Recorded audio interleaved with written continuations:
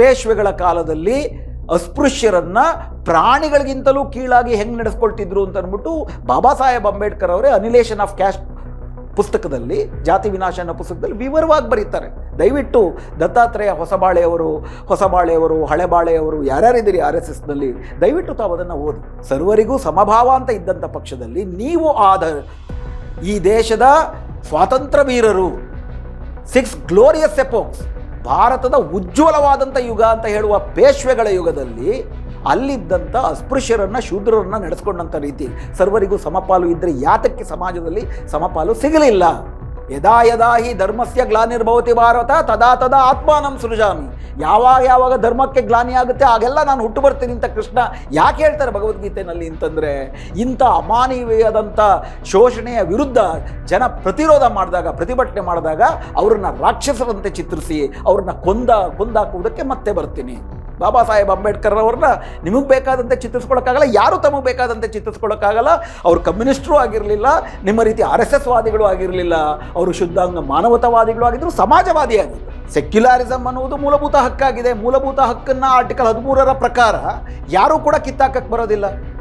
ಸಂಸತ್ತು ಬೇಕಾದ ಕಾನೂನು ಮಾಡ್ಬೋದು, ಆದರೆ ಮೂಲಭೂತ ಹಕ್ಕುಗಳನ್ನು ಕಿತ್ತಾಕಕ್ಕೆ ಬರೋಲ್ಲ. ಕೇಶವಾನಂದ ಭಾರತಿ ಪ್ರಕರಣದಲ್ಲಿ ತುಂಬ ಸ್ಪಷ್ಟವಾಗಿ ಸಾಬೀತಾಗಿರುವ ಸಂಗತಿ.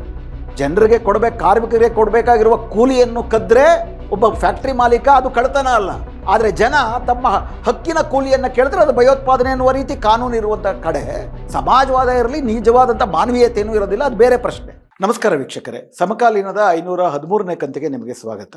ರಾಷ್ಟ್ರೀಯ ಸ್ವಯಂ ಸೇವಕ ಸಂಘದ ಸರಸಂಘ ಚಾಲಕ, ಸಹ ಕಾರ್ಯವಾಹಕ, ಅಂದರೆ ಅವರ ಭಾಷೆಯಲ್ಲಿ ಜನರಲ್ ಸೆಕ್ರೆಟರಿ ಅಂತ ಹೇಳ್ಬೋದು, ಕರ್ನಾಟಕದವರು ದತ್ತಾತ್ರೇಯ ಹೊಸಬಾಳೆ ಅಂತೇಳಿ, ಅವರು ಈ 2025ರ ಜೂನ್ 25ನೇ ತಾರೀಕು ಏನು ತುರ್ತು ಪರಿಸ್ಥಿತಿ ಘೋಷಣೆಯಾಗಿ 50 ವರ್ಷ ತುಂಬಿತು, ದೆಹಲಿಯ ಒಂದು ಸಭೆಯಲ್ಲಿ, ಬಾಬಾ ಸಾಹೇಬ್ ಅಂಬೇಡ್ಕರ್ ಅವರ ಭವನದಲ್ಲಿ ನಡೆದಂಥ ಒಂದು ಸಭೆಯಲ್ಲಿ ಮಾತಾಡ್ತಾ, ಭಾರತದ ಸಂವಿಧಾನದ ಮುನ್ನುಡಿನಲ್ಲಿ ಇರುವಂತಹ ಪೀಠಿಕೆ ಅಂತ ಏನು ಕರಿತೀವಿ, ಅದರಲ್ಲಿರುವಂತಹ ಸೆಕ್ಯುಲರಿಸಮ್ ಮತ್ತು ಸೋಷಿಯಲಿಸಮ್, ಸಮಾಜವಾದ ಮತ್ತು ಧರ್ಮನಿರಪೇಕ್ಷವಾದ, ಈ 2 ಪದಗಳು ಮೂಲ ಸಂವಿಧಾನದಲ್ಲಿ ಇರಲಿಲ್ಲ. ಅದನ್ನು ತುರ್ತು ಪರಿಸ್ಥಿತಿಯ ಸಂದರ್ಭದಲ್ಲಿ ಬಲವಂತವಾಗಿ ಇಂದಿರಾ ಗಾಂಧಿಯವರು ಬಾಬಾ ಸಾಹೇಬ್ ಅಂಬೇಡ್ಕರ್ ಅವರ ಆಶಯಗಳಿಗೆ ವಿರುದ್ಧವಾಗಿ ಮತ್ತು ಮೂಲ ಸಂವಿಧಾನದ ಆಶಯಕ್ಕೆ ವಿರುದ್ಧವಾಗಿ ಸೇರ್ಪಡೆ ಮಾಡಿದ್ದಾರೆ. ಎರಡನೇದಾಗಿ, ಭಾರತದ ಸಂಸ್ಕೃತಿಗೆ, ಭಾರತದ ನಾಗರಿಕತೆಗೂ ಈ ಧರ್ಮನಿರಪೇಕ್ಷತೆಗೂ ಮತ್ತು ಸಮಾಜವಾದಕ್ಕೂ ಸಂಬಂಧ ಇಲ್ಲ. ಅದು ಏಲಿಯನ್, ಪರಕೀಯವಾದಂಥ ವಿಚಾರಗಳು. ಆದ್ದರಿಂದ ಏನು 75ರಲ್ಲಿ ತುರ್ತು ಪರಿಸ್ಥಿತಿಯ ಸಂದರ್ಭದಲ್ಲಿ ಒಂದು ಪ್ರಜಾತಾಂತ್ರಿಕ ಪ್ರಕ್ರಿಯೆಗಳನ್ನು ಅನುಸರಿಸದಿರ ಸೇರಿಸಲಾಗಿದೆ, ಅದನ್ನು ತೆಗೆದುಹಾಕುವುದರ ಬಗ್ಗೆ ಒಂದು ಚರ್ಚೆ ನಡೀಬೇಕು ಅಂತ ಒಂದು 3 ವಿಷಯಗಳನ್ನು ಮುಂದಿಟ್ಟಿದ್ದಾರೆ. ಅದರಲ್ಲಿ ತುಂಬ ಪ್ರಧಾನವಾದದ್ದು, ಮೊದಲನೇದು ಸೆಕ್ಯುಲರಿಸಮ್ ಮತ್ತು ಸೋಷಿಯಲಿಸಮ್ ಅನ್ನೋದು ಭಾರತದ ನಾಗರಿಕತೆ ಮತ್ತು ಸಂಸ್ಕೃತಿಗೆ ವಿರುದ್ಧವಾದದ್ದು. ಸೊ ನಮ್ಮ ಒಂದು ದೇಶದ ಸಂವಿಧಾನ ಆ ದೇಶದ ನಾಗರಿಕ ಇತಿಹಾಸದ ಭಾಗವಾಗಿರಬೇಕು, ಹೀಗಾಗಿ ಅದನ್ನು ಹೊರಗೆ ಹಾಕಬೇಕು ಅನ್ನೋದು ಮೊದಲನೇದು. ಎರಡನೇದು, ಇದನ್ನು ಸೇರ್ಪಡೆ ಮಾಡಿರುವಂಥದ್ದು ತುರ್ತು ಪರಿಸ್ಥಿತಿಯ ಸಂದರ್ಭದಲ್ಲಿ ಯಾವುದೇ ಪ್ರಜಾತಾಂತ್ರಿಕ ಪ್ರಕ್ರಿಯೆಗಳಿಲ್ಲದಿರ ಅನ್ನುವಂಥದ್ದು. ಮೂರನೇದು, ಸಮಾಜವಾದ ಮತ್ತು ಸೆಕ್ಯುಲರಿಸಮ್ ಇವೆರಡು ಭಾರತದ ಸಂವಿಧಾನದಲ್ಲಿ ಇರದಿರುವ ಅಂಶಗಳು, ತುರ್ತು ಪರಿಸ್ಥಿತಿನಲ್ಲಿ ಅದನ್ನು ಹೊಸದಾಗಿ ಸೇರಿಸಲಾಗಿದೆ ಅನ್ನೋ 3 ಅಂಶಗಳನ್ನು ಹೇಳಿದ್ದಾರೆ. ಹಾಗೆ ನೋಡೋದಾದರೆ ಇವರು ಇದನ್ನು ಹೊಸದಾಗಿ ಹೇಳ್ತಿರೋದಲ್ಲ. ನೀವು RSSನ ಇತಿಹಾಸವನ್ನು ನೋಡಿದ್ರೆ, ಭಾರತದಲ್ಲಿ ಹಂಗೆ ನೋಡೋದಾದರೆ ಭಾರತದ ಸ್ವಾತಂತ್ರ್ಯ ಹೋರಾಟವೇ ಸಾವರ್ಕರ್ ಮತ್ತು RSS ಪ್ರೇಣಿತವಾದಂಥ ಹಿಂದೂ ರಾಷ್ಟ್ರ, ಪ್ರಜಾತಂತ್ರ ವಿರೋಧಿ ಭಾವನೆಗಳಿಗೂ, ಅವರ ಸನಾತನ ಅಂತ ಏನು ಕರೀತಾರೆ, ಸಾರಾಂಶದಲ್ಲಿ ಒಂದು ಬಂಡವಾಳಶಾಹಿ, ಬ್ರಾಹ್ಮಣಶಾಹಿ ಚಕ್ರಾಧಿಪತ್ಯ ಅವರ ಪ್ರಕಾರ. ಆದರೆ ಭಾರತದ ಸ್ವಾತಂತ್ರ್ಯ ಹೋರಾಟದ ಬಹುಪಾಲು ಜನರ ಆಶಯ ಸೆಕ್ಯುಲರ್, ಸೋಷಿಯಲಿಸ್ಟ್, ಡೆಮಾಕ್ರೆಟಿಕ್ ರಿಪಬ್ಲಿಕ್, ಪ್ರಜಾತಾಂತ್ರಿಕ, ಸಮಾಜವಾದಿ ಮತ್ತು ಧರ್ಮನಿರಪೇಕ್ಷ ಗಣರಾಜ್ಯ ಭಾರತದ ಸಂವಿಧಾನದ ಆಶಯ. ಆದರೆ RSSನವ್ರದ್ದು ಮೊದಲಿಂದಲೂ ಇದ್ದದ್ದು ಗಣರಾಜ್ಯವೂ ಆಗಬಾರ್ದು, ಇದು ಸಂಸ್ಥಾನಗಳನ್ನು ಒಳಗೊಂಡಂಥ ಅಥವಾ ಎಲ್ಲ ಪ್ರದೇಶಗಳಲ್ಲಿರುವ ಅಗ್ರಹಾರಗಳ ಒಂದು ಗಣರಾಜ್ಯ ಆಗಬೇಕು, ಅಥವಾ ಬ್ರಾಹ್ಮಣಶಾಹಿ, ಬಂಡವಾಳಶಾಹಿಗಳ ಚಕ್ರಾಧಿಪತ್ಯವಾಗಿ ಉಳಿಬೇಕು ಅನ್ನುವಂಥದ್ದು ಇವೆರಡರ ನಡುವೆ ಸಂಘರ್ಷವೇ ನಡ್ಕೊಂಡು ಬಂದಿದೆ. ಇನ್ಫ್ಯಾಕ್ಟ್ 1949ರ ನವೆಂಬರ್ 25ನೇ ತಾರೀಕು ನಾವು ಸಂವಿಧಾನ ರಚನೆ ಪೂರ್ಣಗೊಂಡ ಮೇಲೆ ನವೆಂಬರ್ 30ಕ್ಕೆ RSSನವರು ತಮ್ಮ ಆರ್ಗನೈಸರ್ ಪತ್ರಿಕೆಯಲ್ಲಿ ಈ ಸಂವಿಧಾನವನ್ನು ಒಪ್ಪಲ್ಲ ಅಂದರು. ಆಗಲೂ ಕೂಡ ಇವತ್ತೇನು ಜೂನ್ 25, 2025ನೇ ತಾರೀಕು ದತ್ತಾತ್ರೇಯ ಹೊಸಬಾಳೆ ಅವರು ಹೇಳಿದ್ರು, ಈ ಸಂವಿಧಾನ ಪರಕೀಯವಾದಂಥ ಸಂವಿಧಾನ, ಭಾರತದ ಸಂಸ್ಕೃತಿ, ಭಾರತದ ನಾಗರಿಕತೆಯ ಆಶಯಗಳನ್ನು ಅದು ಪ್ರತಿಫಲಿಸೋದಿಲ್ಲ. ಆ ರೀತಿ ನೋಡೋದಾದರೆ ಮನುಸ್ಮೃತಿ ಏನಿದೆ ಅದು ಭಾರತದ ಮೂಲ ಸಂವಿಧಾನ. ಈ ಮನುಸ್ಮೃತಿಯನ್ನು ಜಗತ್ತಿನಲ್ಲೇ ಎಲ್ಲರೂ ಕೂಡ ಒಪ್ಕೊಳ್ತಾರೆ. ಅಂಥ ಮನುಸ್ಮೃತಿ ನಮ್ಮ ಸಂವಿಧಾನ ಆಗಬೇಕಾಗಿತ್ತೆ ಹೊರತು ಇದು ಅಲ್ಲ ಅನ್ನೋದನ್ನು ಅವರು ಬಹಳ ಬಹಿರಂಗವಾಗಿಯೇ ಹೇಳಿದರು. ಆದರೆ ಭಾರತದ ರಾಜಕಾರಣದಲ್ಲಿ ಪ್ರಜಾತಂತ್ರದ ಆಶಯಗಳು ಜನರಲ್ಲಿ ಬೇರು ಬಿಡ್ತಕ್ಕೆ ಶುರುವಾಗ್ತಿದ್ದಂಗೆ ಪ್ರಜಾತಂತ್ರದ ಚೌಕಟ್ಟಿನ ಒಳಗಡೆನೆ, ಚುನಾವಣಾ ರಾಜಕೀಯದ ಚೌಕಟ್ಟಿನ ಒಳಗಡೆನೆ, ಸಂವಿಧಾನದ ಚೌಕಟ್ಟಿನ ಒಳಗಡೆನೆ ಬಂದು ಒಳಗಿಂದಲೇ ಸಂವಿಧಾನವನ್ನು ಇಲ್ಲವಾಗಿಸುವ ಪ್ರಯತ್ನವನ್ನು ಮೊದಲಿಂದಲೂ ಮಾಡ್ಕೊಂಬರ್ತಿದ್ದಾರೆ. ಇನ್ಫ್ಯಾಕ್ಟ್ ಆಶ್ಚರ್ಯಕರವಾದ ವಿಷಯ ಏನಪ್ಪ ಅಂದರೆ 2024ರಲ್ಲಿ ಅವರು 400 ಕೆ ಪಾರ್ ಅಂತಂದ್ಬಿಟ್ಟು ಏನು ಲೋಕಸಭಾ ಚುನಾವಣೆಯಲ್ಲಿ ಪ್ರಚಾರ ಮಾಡೋದಕ್ಕೆ ಶುರು ಮಾಡಿದ್ರು. 400 ಕೆ ಪಾರ್ ಆಗ್ಬಿಟ್ಟಿದ್ದಿದ್ರೆ ಸಂವಿಧಾನ ಬದಲಾವಣೆ ಮಾಡ್ತೀವಿ ಅಂತ ತುಂಬ ಬಹಿರಂಗವಾಗಿ ಘೋಷಣೆ ಮಾಡಿದ್ರು. ಇನ್ಫ್ಯಾಕ್ಟ್ ಫೈಜಾಬಾದ್ನ ಅವರ MP ಇರ್ಬೋದು, ಕರ್ನಾಟಕದ MP ಗಳಿರ್ಬೋದು, ಇವರೆಲ್ಲರೂ ಕೂಡ ತುಂಬ ಸ್ಪಷ್ಟವಾಗಿಯೇ ಘೋಷಣೆ ಮಾಡಿದರು. ಯಾವಾಗ ಉತ್ತರ ಭಾರತದ ದಲಿತ, ದಮನಿತ ಮತ್ತು ಅಲ್ಪಸಂಖ್ಯಾತ ಸಮುದಾಯಗಳು ಸಂವಿಧಾನದ ರಕ್ಷಣೆ ಇಲ್ಲದೆ ಹೋದರೆ ಬದುಕೆ ಹಾಗೆ, ಇವರು ಬಂದರೆ ಸಂವಿಧಾನದ ರಕ್ಷಣೆಯೂ ಇಲ್ದಂಗೆ ಮಾಡ್ತಾರೆ ಅಂತೇಳಿ ಅವ್ರ ವಿರುದ್ಧ ಓಟ್ ಹಾಕಿದ್ರಿಂದಾಗಿ 400 ಕ ಪಾರ್ ಇರಲಿ 272 ಬರಲಿಲ್ಲ. ಈಗ ಮಿಕ್ಕೆರಡು ಪಕ್ಷಗಳ ಬೆಂಬಲದೊಂದಿಗೆ ಇವತ್ತು ಅಧಿಕಾರವನ್ನು ಮಾಡ್ತಿದ್ದಾರೆ.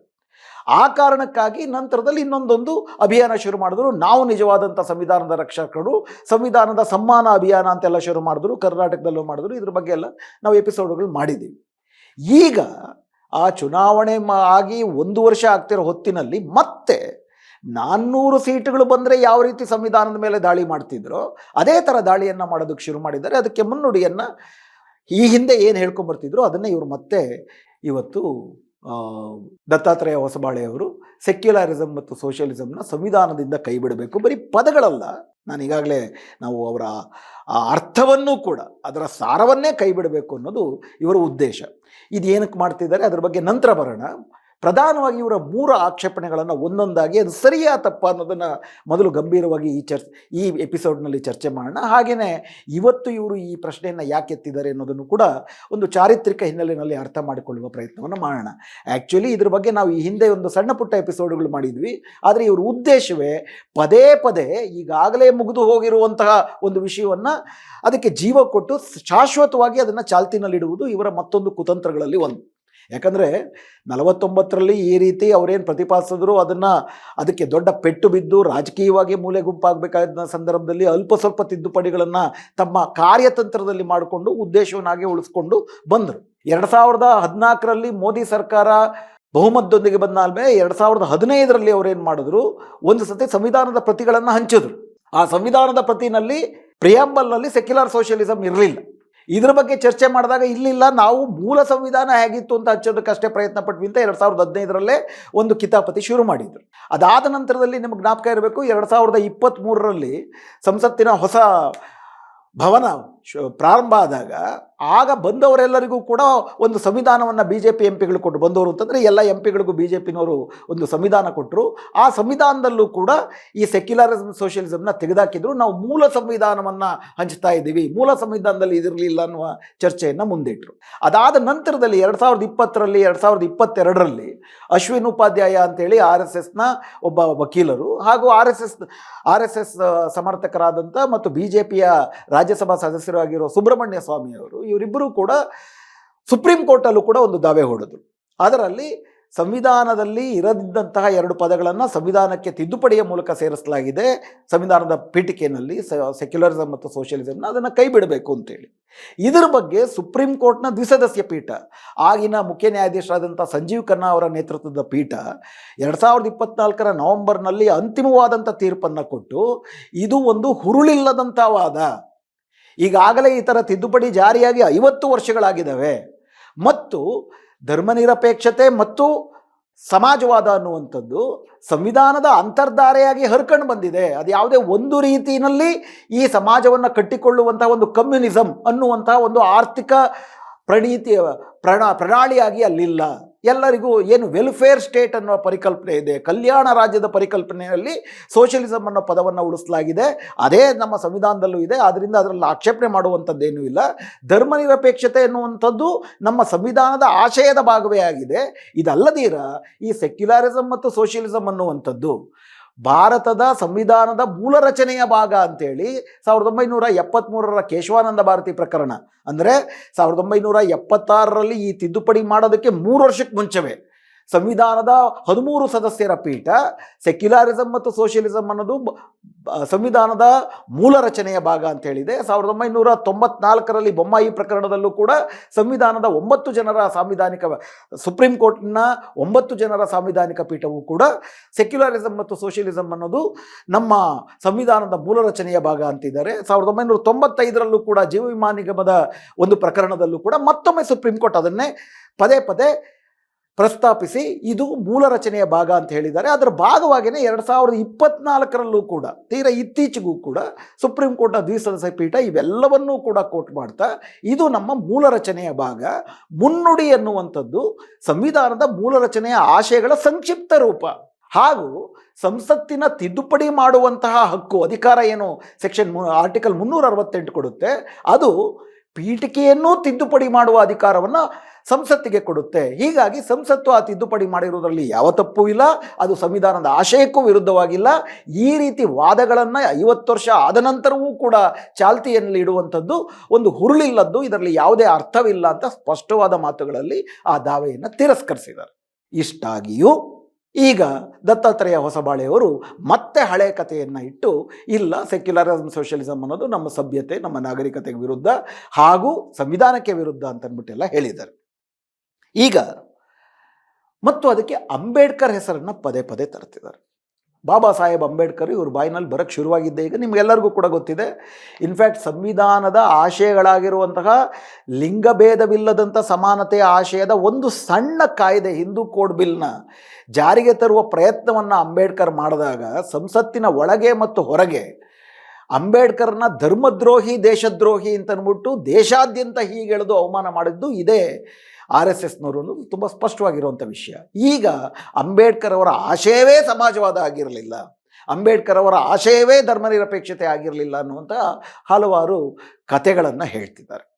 ಮೊದಲನೇ ಪ್ರಶ್ನೆ, ನಮ್ಮ ಸಂವಿಧಾನದಲ್ಲಿ ಪೀಠಿಕೆಯಲ್ಲಿ ಏನು ಸೇರಿಸಲಾಗಿದೆ ಅಷ್ಟರ ಮಟ್ಟಿಗೆ ವಾಸ್ತವ. ಅದು ಪೀಠಿಕೆಯಲ್ಲಿ ಮೊದಲು ನಮ್ಮ ಭಾರತವನ್ನು ಸಾವರಿನ್ ಡೆಮಾಕ್ರೆಟಿಕ್ ರಿಪಬ್ಲಿಕ್, ಸಾರ್ವಭೌಮಿ ಪ್ರಜಾತಾಂತ್ರಿಕ ಗಣರಾಜ್ಯ ಅಂತಂದ್ಬಿಟ್ಟು ಹೇಳಲಾಗಿತ್ತು. ಅದರ ಕೆಳಗಡೆ ನೀವು ಬಂದರೆ justice, social, economic and political, ಸಾಮಾಜಿಕ ರಾಜಕೀಯ ಆರ್ಥಿಕ ನ್ಯಾಯ, equality of opportunities and status, ಸ್ಥಾನಮಾನಗಳ ಮತ್ತು ಅವಕಾಶಗಳಲ್ಲಿ ಸಮಾನತೆ, ಮತ್ತು ಲಿಬರ್ಟಿ, ಉಪಾಸನೆಯ ನಿಮ್ಮ ನಿಮ್ಮ ನಿಮ್ಮ ನಂಬಿಕೆಗಳನ್ನು ಇಟ್ಟುಕೊಳ್ಳುವ, ನಿಮ್ಮ ಶ್ರದ್ಧೆಯನ್ನು ನೀವು ಕಾಪಾಡಿಕೊಂಡು ಹೋಗುವ, ನಿಮ್ಮ ಅಭಿವ್ಯಕ್ತಿಯ ಸ್ವಾತಂತ್ರ್ಯವನ್ನು ಎತ್ತಿಡಿಯುವಂಥದ್ದು 3, ಹಾಗೂ ಭ್ರಾತೃತ್ವ. ಇವೆಲ್ಲವೂ ಸೇರೆ ಸಮಾಜವಾದ ಮತ್ತು ಧರ್ಮನಿರಪೇಕ್ಷತಾ ಸಾರಾಂಶದಲ್ಲಿ ನೋಡೋದಾದರೆ ಅವೆರಡನ್ನ ಸಾರ ರೂಪದಲ್ಲಿ 1976ರಲ್ಲಿ ಸೇರಿಸಲಾಯಿತು. ಬಿಟ್ಟರೆ ಆ ಥರ ಸಾರ ರೂಪದಲ್ಲಿ ಇಂದಿರಾ ಗಾಂಧಿಯವರು ಸೇರಿಸಿದ್ರು ಕೂಡ, ಅದರ ಅರ್ಥ ಪದಗಳನ್ನು ಸೇರಿಸಿದ್ರು ಕೂಡ ಅವರ ಜಾರಿ ಮಾಡಿದ ನೀತಿಗಳಲ್ಲಿ ಅಥವಾ 80ರಲ್ಲಿ ನಂತರ ಅವರನ್ನು ಮತ್ತೆ ಅಧಿಕಾರಕ್ಕೆ ಬಂದಾಗ ಜಾರಿ ಮಾಡಿದ ನೀತಿನಲ್ಲಿ ಅಥವಾ 91ರ ನಂತರ ಏನು ಈ ದೇಶ ಜಾರಿ ಮಾಡ್ಕೊಂಬರ್ತಿದ್ದ ನೀತಿಗಳಲ್ಲಿ ಸಮಾಜವಾದ ಅಥವಾ ಧರ್ಮನಿರಪೇಕ್ಷತೆಯ ಏನಾದರೂ ನೆರಳಲ್ಲಿದೆಯಾ ಅಂತ ಚರ್ಚೆ ಮಾಡೋದು ಬೇರೆ ವಿಷಯ. ಯಾಕಂದರೆ ಬರೀ ಪದ ಸೇರಿತು, ಸಾರ 47ರಿಂದನೇ ಸಾರದಲ್ಲಿ ಅದಕ್ಕೆ ವಿರೋಧವಾಗಿ ಬಂತು, ಸಾರ ಬಂದಿಲ್ಲ. ಅದಕ್ಕೇ ಇವತ್ತು ಅಗಾಧವಾದಂಥ ಬಡತನ, ಅಗಾಧವಾದಂಥ ಧಾರ್ಮಿಕ ತಾರತಮ್ಯವನ್ನು ನೋಡ್ತಿದ್ವಿ, ಅದು ಬೇರೆ ಪ್ರಶ್ನೆ. ಇವತ್ತು ಸಾರದ ಮೇಲೆ ಯುದ್ಧ ಎಲ್ಲ ಪಕ್ಷಗಳು ಮಾಡಿದರೆ ಇವರು ಪದಗಳನ್ನು ಕೂಡ ಕಿತ್ತಾಕಕ್ಕೆ ಹೊರಟಿದ್ದಾರೆ, ಅದು ಇನ್ನೂ ತೀವ್ರವಾದದ್ದು. ಹೀಗಾಗಿ ಪದಗಳು ಏನಿದೆ ಆ ಪದಗಳು ಸಂವಿಧಾನದಲ್ಲಿ ಇದ್ದ ಸಾರದ ಪ್ರತಿಫಲನ ಅಷ್ಟೇ. ಸಂವಿಧಾನದಲ್ಲಿ ಹಾಗಾದರೆ ಧರ್ಮನಿರಪೇಕ್ಷತೆಯ ಮತ್ತು ಸೆಕ್ಯುಲರಿಸಮ್ನ ಸಾರ ಇರಲಿಲ್ವಾ? ಸಂವಿಧಾನದ ಸಭೆಯಲ್ಲಿ ಇದ್ರ ಬಗ್ಗೆ ಏನು ಚರ್ಚೆಗಳು ನಡೆದವು? ಇದನ್ನು ನೀವು ಗಮನಿಸೋದಾದರೆ ಇದ್ರ ಬಗ್ಗೆ ಪಾರ್ಲಿಮೆಂಟ್ನ ಲೈಬ್ರರಿಗಳಲ್ಲಿ ಅವೆಲ್ಲವೂ ಕೂಡ ನಿಮಗೆ ಇಂಟರ್ನೆಟ್ಟಲ್ಲೂ ಸಿಗುತ್ತೆ. ಏನೇನು ಚರ್ಚೆಗಳು ನಡೀತು ಅನ್ನೋದು ತುಂಬ ಸ್ಪಷ್ಟವಾಗಿ ನಮ್ಮ ಮುಂದೆ ಇದೆ. ಈಗ ಸಾರಾಂಶದಲ್ಲಿ ಧರ್ಮನಿರಪೇಕ್ಷತೆ ಅಂತಂದರೆ ಏನು? ಧರ್ಮನಿರಪೇಕ್ಷತೆಗೆ ಒಂದು ಕ್ರಾಂತಿಕಾರಿಕ, ಸೆಕ್ಯುಲರಿಸಮ್ಗೆ ಒಂದು ಕ್ರಾಂತಿಕಾರಿಕ ವ್ಯಾಖ್ಯಾನಗಳು ಇದ್ದಾವೆ. ಅಂದರೆ ಪ್ರಭುತ್ವ ಯಾವ ಧರ್ಮಗಳನ್ನು ಪ್ರೋತ್ಸಾಹಿಸಬಾರದು, ಕಡ್ಡಾಯವಾಗಿ ವೈಜ್ಞಾನಿಕ ಮತ್ತು ವೈಚಾರಿಕ ಮನೋಭಾವಗಳಿಗೆ ಒತ್ತು ಕೊಡಬೇಕು ಅನ್ನುವಂಥದ್ದು ಇದೆ.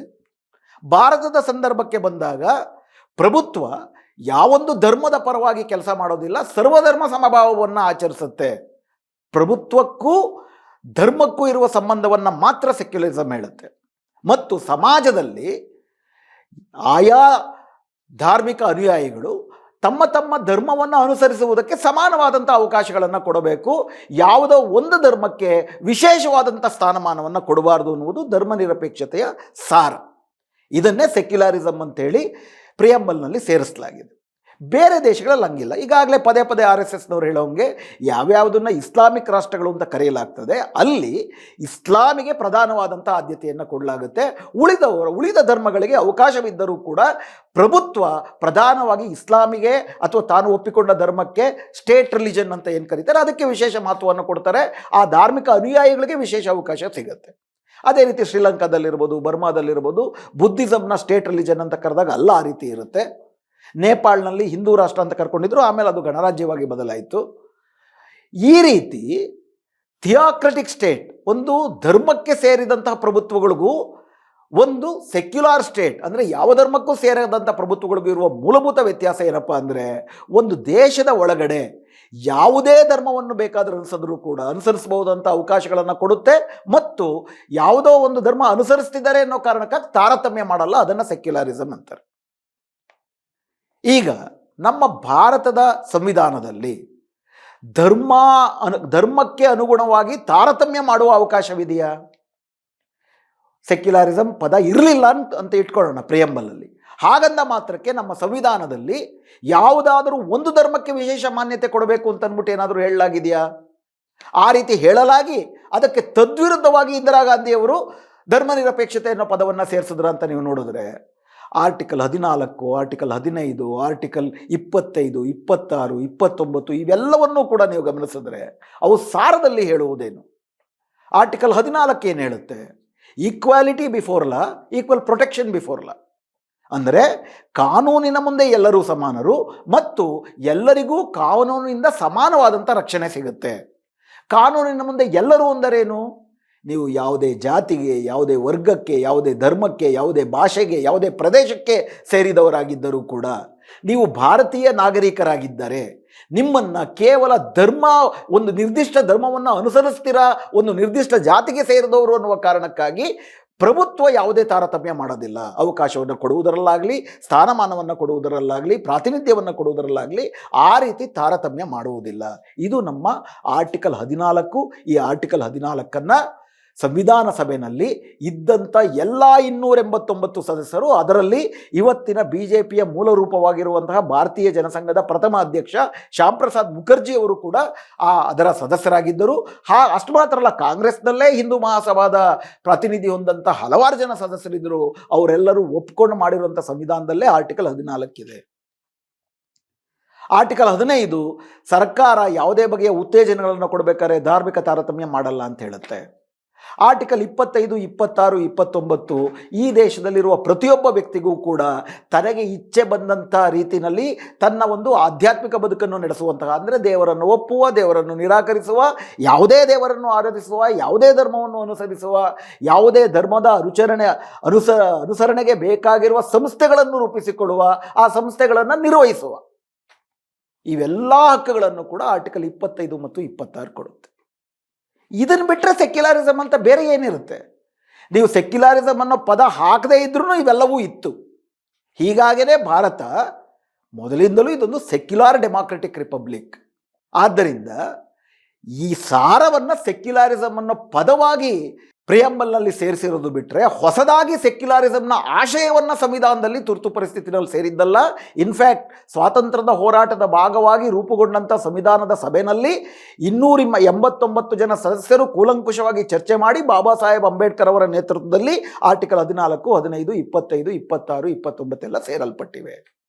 ಅಂಬೇಡ್ಕರ್ ಅವರ ಪ್ರಬಲವಾದ ಆಶಯಗಳು ಕೂಡ ಪ್ರಭುತ್ವ ಯಾವುದೇ ಒಂದು ಧರ್ಮಕ್ಕೆ ಸೇರಬಾರ್ದು, ಅದರಲ್ಲಂತೂ ಹಿಂದೂ ಧರ್ಮ ಆಗಲೇಬಾರ್ದು. ಅವರ ಇನ್ಫ್ಯಾಕ್ಟು ಸ್ಟೇಟ್ ಆ್ಯಂಡ್ ಮೈನಾರಿಟೀಸ್ ಅಂತ ಅಂದ್ಬಿಟ್ಟು ಆ ಬಾಬಾ ಸಾಹೇಬ್ ಅಂಬೇಡ್ಕರ್ ಅವರ ಆಶಯದ ನಿಜವಾದ ಸಂವಿಧಾನ ಆಗಿರುವ 1947ರಲ್ಲಿ ಅವರು ಬರೆದಂಥ state and minorities their rights and how to achieve it in United States of India ಅನ್ನೋ ಪುಸ್ತಕದಲ್ಲಿ ಇನ್ನೂ ಸ್ಪಷ್ಟವಾಗಿ ಅದನ್ನು ಹೇಳ್ತಾರೆ. ಭಾರತ ಏನಾದರೂ ಹಿಂದೂ ರಾಷ್ಟ್ರ ಆಗಿದ್ರೆ ಪ್ರಜಾತಂತ್ರಕ್ಕೆ ದೊಡ್ಡ ಆಪತ್ತು. ಯಾಕಂದರೆ ಹಿಂದೂ ಧರ್ಮಕ್ಕೂ ಪ್ರಜಾತಂತ್ರಕ್ಕೂ ಎಣ್ಣೆ ಸೀಗೆಕಾಯಿ ಸಂಬಂಧ. ಹಿಂದೂ ಧರ್ಮ ನಿಂತಿರುವುದೇ ಜಾತಿ ತಾರತಮ್ಯಗಳ ಆಧಾರದಲ್ಲಿ. ಜಾತಿಯು ಜನರನ್ನು ಹೊರಗಿಡುವುದು ಮಾತ್ರ ಅಲ್ಲದಿರ ಶ್ರೇಣೀಕರಣದಲ್ಲಿಡುತ್ತೆ, ತಾರತಮ್ಯವೇ ಉಸಿರಾಡುತ್ತೆ. ತಾರತಮ್ಯ ಇಲ್ಲದಿರ ಜಾತಿ ವ್ಯವಸ್ಥೆ ಇಲ್ಲ, ಜಾತಿ ವ್ಯವಸ್ಥೆ ಇಲ್ಲದೆ ಹಿಂದೂ ಧರ್ಮ ಇಲ್ಲ. ಹೀಗಾಗಿ ಹಿಂದೂ ರಾಷ್ಟ್ರ ಅಂತ ಆದರೆ ಈ ದೇಶದ 99% ಜನರಿಗೆ ಯಾವುದೇ ಬಗೆಯ ಸಮಾನತೆ ಸಿಗೋದಿಲ್ಲ, ಪ್ರಜಾತಂತ್ರಕ್ಕೆ ವಿಪತ್ತು ಅಂತ ಹೇಳ್ತಾರೆ ಅವರು. ಸೊ ಹೀಗಾಗಿ ಸೆಕ್ಯುಲಾರಿಸಮ್ ಅನ್ನುವಂಥದ್ದು ಅಂಬೇಡ್ಕರ್ ಅವರು ಸೆಕ್ಯುಲರಿಸಂ ಬಗ್ಗೆ ಇದ್ದಂಥ ಅಭಿಪ್ರಾಯಗಳು ಎಲ್ಲವೂ ಕೂಡ ಈಗ ಹಾಲಿ ಚಾಲ್ತಿಯಲ್ಲಿರುವ ಸಂವಿಧಾನದಲ್ಲೂ ಮೂಲ ಸಂವಿಧಾನದಲ್ಲೂ ಇದೆ. ಅದರ ಬಗ್ಗೆ ಯಾವ ನಿರಾಕರಣೆಯೂ ಬೇಡ. ಎರಡನೇದು ಸೋಷಿಯಲಿಸಂ. ಸೋಷಿಯಲಿಸಂ ಏನು ಹೇಳ್ತೇವೆ? ಉದಾಹರಣೆಗೆ ಸೋಷಿಯಲಿಸಮ್ಗೆ ಹೋಗೋಕ್ಕೆ ಮುಂಚೆ ಸೆಕ್ಯುಲರಿಸಂ ಬಗ್ಗೆ ಆರ್ಟಿಕಲ್ 25 ಏನು ಹೇಳುತ್ತೆ? Subject to freedom of conscience and free profession, practice and propagation of religion. ಅಂದರೆ ನಿಮಗೆ ಬೇಕಾದಂಥ ಧರ್ಮವನ್ನು ಪಾಲಿಸುವ, ಪ್ರಚಾರ ಮಾಡುವ ಮತ್ತು ಪ್ರತಿಪಾದಿಸುವ, ಪ್ರೊಪಗೇಟ್ ಅನ್ನುವುದನ್ನು ಕೂಡ ಸೇರಿಸಿಕೊಳ್ಳಲಾಗಿದೆ. Subject to public order, morality and health and to other provisions of this part, all persons are equally entitled to freedom of conscience and the right to freely to profess, practice and propagate religion. Bharat ಪ್ರಭುತ್ವವು ಪ್ರತಿಯೊಬ್ಬ ವ್ಯಕ್ತಿಯ ಆತ್ಮಸಾಕ್ಷಿಯ ಸ್ವಾತಂತ್ರ್ಯ ಹಾಗೂ ತಾನು ಒಪ್ಪುವ ಮತಧರ್ಮದ ಪ್ರತಿಪಾದನೆ, ಆಚರಣೆ ಮತ್ತು ಪ್ರಚಾರದ ಸ್ವಾತಂತ್ರ್ಯವನ್ನು ಖಾತರಿ ಮಾಡುತ್ತದೆ. ಇದನ್ನೇ ಸಂವಿಧಾನದಲ್ಲಿ ಏನಂತ ಹೇಳಲಾಗಿದೆ? ಸಂವಿಧಾನದ ಪೀಠಿಕೆನಲ್ಲಿ ಭಾರತದ ಎಲ್ಲ ಪ್ರಜೆಗಳಿಗೆ ವಿಚಾರ, ಅಭಿವ್ಯಕ್ತಿ, ನಂಬಿಕೆ, ಧರ್ಮ ಮತ್ತು ಉಪಾಸನೆಯ ಸ್ವಾತಂತ್ರ್ಯವನ್ನು ದೊರಕಿಸುವುದಕ್ಕಾಗಿ ಸಂವಿಧಾನವನ್ನು ರೂಪಿಸಲಾಗಿದೆ. ಇದನ್ನೇ ಪ್ರಿಯಾಂಬಲಲ್ಲೂ ಹೇಳಲಾಗಿದೆ. ಅದನ್ನು ಒಂದು ಪದದಲ್ಲಿ ಸೆಕ್ಯುಲರಿಸಮ್ ಅಂತ ರೂಪಿಸಲಾಗಿದೆ. ಈಗ ದತ್ತಾತ್ರೇಯ ಹೊಸಬಾಳೆ ಅವರು ಹೇಳುವುದೇನು? ಸೆಕ್ಯುಲರಿಸಮ್ ಅನ್ನುವಂಥದ್ದೇ ನಮಗೆ ಪರಕೀಯವಾದದ್ದು. ಭಾರತದ ನಾಗರಿಕತೆಯ ಒಳಗಡೆ ಪರಧರ್ಮ ಸಹಿಷ್ಣುತೆ ಮೊದಲೇನೇ ಇತ್ತು, ಸಾಮರಸ್ಯ ಇತ್ತು ಈ ದೇಶದಲ್ಲಿ. ಆ ಸಹಿಷ್ಣುತೆ ಅನ್ನೋದನ್ನು ಹೊಸದಾಗಿ ನಾವು ಕಲಿಬೇಕಾಗಿಲ್ಲ. ಸಹಿಷ್ಣುತೆ ಇತ್ತ? ದತ್ತಾತ್ರೇಯ ಹೊಸಬಾಳೆಯವರೇ, ನೀವು ದಯವಿಟ್ಟು ನಿಮ್ಮ ಸೈದ್ಧಾಂತಿಕ ಗುರುಗಳಾದ ಸಾವರ್ಕರ್ ಅವರ ಮಾತುಗಳನ್ನು ಕೇಳಿ. 6 ಗ್ಲೋರಿಯಸ್ ಎಪೋಕ್ಸ್ ಆಫ್ ಇಂಡಿಯನ್ ಹಿಸ್ಟ್ರಿ ಅಂತ ಸಾವರ್ಕರ್ ಅವರು ಬರೆದಂಥ ಕೊನೆ ಪುಸ್ತಕದಲ್ಲಿ ಬಹಳ ಸ್ಪಷ್ಟವಾಗಿ ಹೇಳೋದೇನು ಅವರು? ವಿಶೇಷವಾಗಿ ಬೌದ್ಧ ಧರ್ಮದ ಬಗ್ಗೆ. ಬೌದ್ಧ ಧರ್ಮ ಅಹಿಂಸೆ, ಮಮತೆ, ಸಮತೆ ಅಂತ ಮೌಲ್ಯಗಳನ್ನು, ಮಾನವೀಯ ಮೌಲ್ಯಗಳನ್ನು ಪ್ರಚಾರ ಮಾಡಿ ಹಿಂದೂಗಳಲ್ಲಿ ಮತ್ತು ಭಾರತೀಯ ಜನರಲ್ಲಿ ಕ್ಷಾತ್ರತೆಯನ್ನು ಕಡಿಮೆ ಮಾಡಿತು. ಕ್ಷಾತ್ರತೆಯನ್ನು ಕಡಿಮೆ ಮಾಡಿದ್ದಕ್ಕೆ ಪರಧರ್ಮೀಯರು ಬಂದು ನಮ್ಮ ದೇಶವನ್ನು ದಾಳಿ ಮಾಡಿದ್ರು. ಹೀಗಾಗಿ ಬೌದ್ಧ ಧರ್ಮವನ್ನು ನಾಶ ಮಾಡುವುದು, ಪುಷ್ಯಮಿತ್ರ ಶೃಂಗ ಬೌದ್ಧ ಧರ್ಮವನ್ನು ನಾಶ ಮಾಡುವುದು ದೇಶಭಕ್ತ ಕ್ರಿಯೆಯಾಗಿತ್ತು ಅಂತ ಅಂದ್ಬಿಟ್ಟು ಸಾವರ್ಕರ್ ಬರೀತಾರೆ. ಎಲ್ಲಿತ್ತು ಸಹಿಷ್ಣುತೆ? ಬೌದ್ಧರನ್ನು ಕಂಡ ಕಡೆ ಕಗ್ಗೊಲೆಗಳನ್ನು ಮಾಡಿ, ಬೌದ್ಧ ವಿಹಾರಗಳನ್ನು ಸರ್ವನಾಶ ಮಾಡಿ, ಇಲ್ಲಿ ಮತ್ತೆ ಬ್ರಾಹ್ಮಣ್ಯದ ಪುನರುತ್ಥಾನ ಆಯಿತು. ಇದು ಸಾಕ್ಷಾತ್ ಅಂಬೇಡ್ಕರ್ ಅವರು ಬ್ರಾಹ್ಮಣ್ಯದ ದಿಗ್ವಿಜಯ ಅನ್ನುವಂಥ ಅವರ revolution and counter revolution in ancient India, ಪ್ರಾಚೀನ ಭಾರತದಲ್ಲಿ ಕ್ರಾಂತಿ ಮತ್ತು ಪ್ರತಿಕ್ರಾಂತಿ ಅನ್ನೋ ಪುಸ್ತಕದಲ್ಲಿ ಹೆಂಗೆ ಬ್ರಾಹ್ಮಣ್ಯದ ಪುನರುತ್ಥಾನದ ಕೆಳಗಡೆ ಬ್ರಾಹ್ಮಣ್ಯ ಬೌದ್ಧವನ್ನು ಅಸಹ್ಯ ಮಾಡಿಕೊಂಡಿದ್ದು, ಅವಹೇಳನ ಮಾಡಿದ್ದು, ಧ್ವಂಸ ಮಾಡಿದ್ದು, ಇದರ ಇತಿಹಾಸವನ್ನು ಕಟ್ಟಿಕೊಡ್ತಾರೆ. ಇಲ್ಲಿ ದತ್ತಾತ್ರೇಯ ಹೊಸಬಾಳೆಯವರು ನಾವು ಪರಧರ್ಮ ಸಹಿಷ್ಣುಗಳಾಗೇ ಬಂದ್ವಿ ಅಂತ ಅಂದ್ಬಿಟ್ಟು ಕತೆ ಬಿಡ್ತಾರೆ.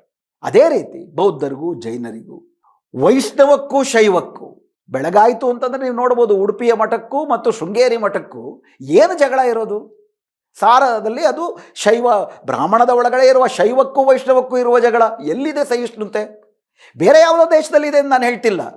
ಅಸಹಿಷ್ಣುತೆ ಎನ್ನುವಂಥದ್ದು ತಾವು ಒಂದು ಪ್ರಭುತ್ವ ಧರ್ಮವಾದಾಗ ಮಿಕ್ಕದವರನ್ನ ಧರ್ಮದ ಹೆಸರಿನಲ್ಲಿ ನಾಶ ಮಾಡಿ ಅವರನ್ನು ಅಡಿಯಾಳಾಗಿ ಇಟ್ಟುಕೊಳ್ಳುವುದು, ಅಥವಾ ಜನರಲ್ಲಿ ಧರ್ಮದ ಅಫೀಮನ್ನು ತುಂಬಿ ಅವರನ್ನು ಅವರೇ ಭಕ್ತಿಯ ಮೂಲಕ ಕೂಲಿ ಆಳುಗಳಾಗಿ ತಮ್ಮ ಕೆಲಸ ಮಾಡುವಂತೆ ಮಾಡುವುದು ಜಗತ್ತಿನ ಎಲ್ಲ ನಾಗರಿಕತೆಗಳಲ್ಲೂ ಸಂಭವಿಸ್ಕೊಂಡು ಬಂದಿರೋ ಸಂಗತಿ. ಅನಾಗರಿಕವಾದಂಥ ನಮ್ಮ ಇತಿಹಾಸದ ಭಾಗ ಅದು. ಭಾರತವೂ ಕೂಡ ಅಷ್ಟೇ ಅನಾಗರಿಕವಾಗಿತ್ತು. ಅಷ್ಟೇ ಈ ದೇಶದಲ್ಲಿ ಶೋಷಿತ ದಮನಿತ ಜನರನ್ನು, ವಿಶೇಷವಾಗಿ ಬ್ರಾಹ್ಮಣ್ಯದ ಹಿಂದುತ್ವ ಏನಿದೆ, ಇದನ್ನು ಅಂಬೇಡ್ಕರ್ ಅವರು ಹೇಳ್ತಾರೆ ಆಂತರಿಕ ವಸಾಹತುಶಾಹಿ. ಬ್ರಿಟಿಷರು ಬಾಹ್ಯದ ವಸಾಹತುಶಾಹಿ, ಅವ್ರು 250 ವರ್ಷ ಹೋದರೂ ಓಡಿಸಿದ್ವಿ. ಆಂತರಿಕ ವಸಾಹತುಶಾಹಿ ಹಿಂದೂ ಧರ್ಮದ ಹೆಸರಿನಲ್ಲಿ ಜಾತಿಯನ್ನು ಹುಟ್ಟಾಕಿ ಈ ದೇಶದ ಅಸ್ಪೃಶ್ಯರನ್ನ, ಶೂದ್ರರನ್ನ ತನ್ನ ಗುಲಾಮರನ್ನಾಗಿ ಇಟ್ಕೊಂಡಿದೆ. ಇದನ್ನು ಸಹಿಷ್ಣುತೆ ಅಂತ ಹೇಳ್ತೀರಾ ನೀವು? ಪರಧರ್ಮ ಸಹಿಷ್ಣುಗಳು ಅಂತ ಇದನ್ನು ಬಣ್ಣಿಸ್ತೀರಿ. ಇದು ಸೆಕ್ಯುಲರಿಸಮ್ಗೆ ಪರಕೀಯ ಅಂತ ಹೇಳ್ತೀರಿ. ಆದರೆ ಅದಕ್ಕೆ ಬದಲಿಗೆ ಬೌದ್ಧ ಹೇಳಿದ್ದೇನು, ಜೈನ ಹೇಳಿದ್ದೇನು, ಎಲ್ಲ ಅವೈದಿಕ ಭಾರತೀಯ ಅವೈದಿಕ ಶ್ರಮಣ ಪಂಥಗಳೆಲ್ಲವೂ ಕೂಡ ಸೆಕ್ಯುಲರಿಸಮ್ನೇ ಪ್ರತಿಪಾದನೆ ಮಾಡಿದ್ದಾವೆ. ಅಂದರೆ ಅವು ಜಂಗಮ ರೂಪದಲ್ಲಿದ್ದಾಗ, ಯಾವಾಗ ಅವಾಗ ಅಧಿಕಾರಕ್ಕೆ ಬಂದು ಅಥವಾ ಪ್ರಭುತ್ವದ ಪೋಷಣೆ ಸಿಕ್ತು ಅವಾಗ ಬೇರೆ ಧರ್ಮವಾದ ನಾಶಕ್ಕೆ ಅವು ರಾಜರುಗಳು ಕಾರಣ ಆದರೂ ಅದು ಬೇರೆ ಪ್ರಶ್ನೆ. ಆದರೆ ಬ್ರಾಹ್ಮಣ್ಯದ ನಿರಾಕರಣೆಯ ಮೂಲಕ ಎಲ್ಲ ಜನರಲ್ಲಿರುವಂತಹ ದೈವ ಸ್ವರೂಪಿಯಾದಂತಹ ಒಂದು ಮಾನವೀಯತೆಯನ್ನು ಎತ್ತಿಡಿದ ಧರ್ಮ ಆದರೆ ಬೌದ್ಧ ಧರ್ಮ ಇನ್ನೂ ವೈಜ್ಞಾನಿಕವಾಗಿ ಒಂದು ಹೆಜ್ಜೆ ಮುಂದೆ ಹೋಗಿ ನಾವೆಲ್ಲರೂ ಅಣ್ತಮ್ಮಂದರು ಅಕ್ಕ ತಂಗಿಯರು ಅನ್ನೋಕ್ಕೆ ನಮಗೆ ದೇವರ ಅಗತ್ಯ ಇಲ್ಲ, ನಾವು ಮನುಷ್ಯರಾಗಿದ್ದರೂ ಸಾಕು, ಲೌಕಿಕವಾದದ್ದು ಮುಖ್ಯ, ಅಲೌಕಿಕವಾದದ್ದು ನನಗೆ ಅನಗತ್ಯ ಅಂತಂದ್ಬಿಟ್ಟು ತುಂಬ ಸ್ಪಷ್ಟವಾಗಿ ಮುಂದಿಟ್ಟಂಥದ್ದು.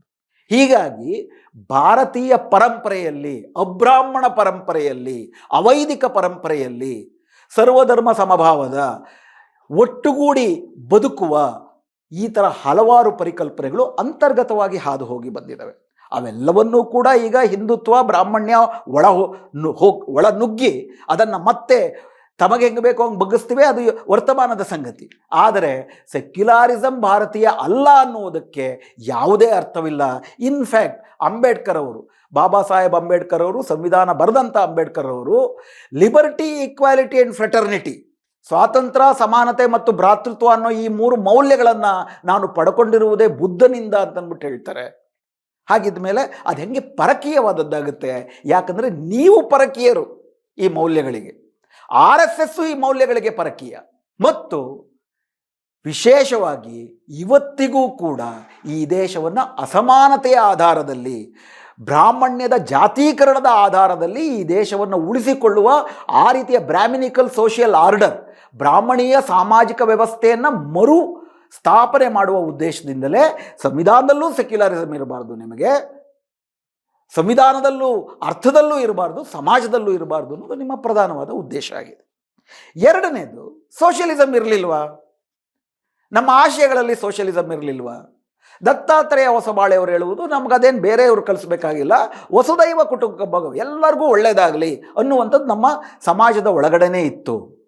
ಸಮಾಜದ ಒಳಗಡೆನೆ ಎಲ್ಲರೂ ಸಮಾನರು ಅಂತ ಇದ್ದುಬಿಟ್ಟಿದ್ದಿದ್ರೆ ಪೇಶ್ವೆಗಳ ಕಾಲದಲ್ಲಿ ಅಸ್ಪೃಶ್ಯರನ್ನು ಪ್ರಾಣಿಗಳಿಗಿಂತಲೂ ಕೀಳಾಗಿ ಹೆಂಗೆ ನಡೆಸ್ಕೊಳ್ತಿದ್ರು ಅಂತ ಅಂದ್ಬಿಟ್ಟು ಬಾಬಾ ಸಾಹೇಬ್ ಅಂಬೇಡ್ಕರ್ ಅವರೇ ಅನಿಲೇಷನ್ ಆಫ್ ಕ್ಯಾಸ್ಟ್ ಪುಸ್ತಕದಲ್ಲಿ, ಜಾತಿ ವಿನಾಶ ಅನ್ನೋ ಪುಸ್ತಕದಲ್ಲಿ ವಿವರವಾಗಿ ಬರೀತಾರೆ.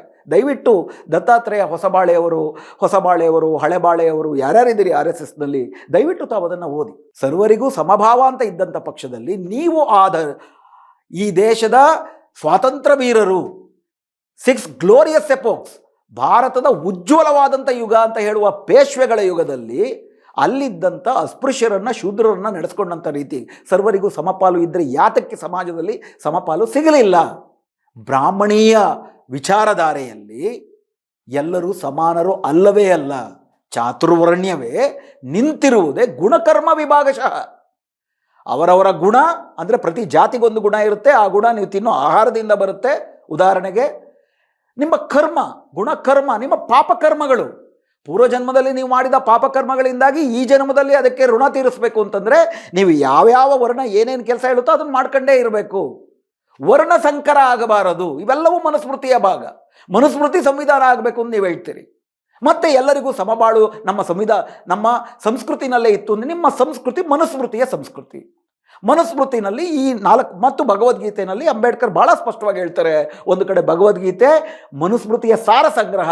ಭಗವದ್ಗೀತೆ ಹೇಳೋದೇನಪ್ಪ ಅಂತಂದರೆ, ಆಯಾ ವರ್ಣದಲ್ಲಿ ಬದುಕಿ ಸಾಯಬೇಕು ಅನ್ನುವಂಥವ್ರಿಗೆ ನೀವು ಇಲ್ಲ ಸಮಾನತೆ ಅಂತ ಅಂದ್ಬಿಟ್ಟು ಬೋಧಿಸಿದ್ರೆ ವರ್ಣಸಂಕರ ಆಗುತ್ತೆ, ಅಂಥವ್ರಿಗೆ ಶಿಕ್ಷೆಯನ್ನು ಕೊಡಬೇಕು.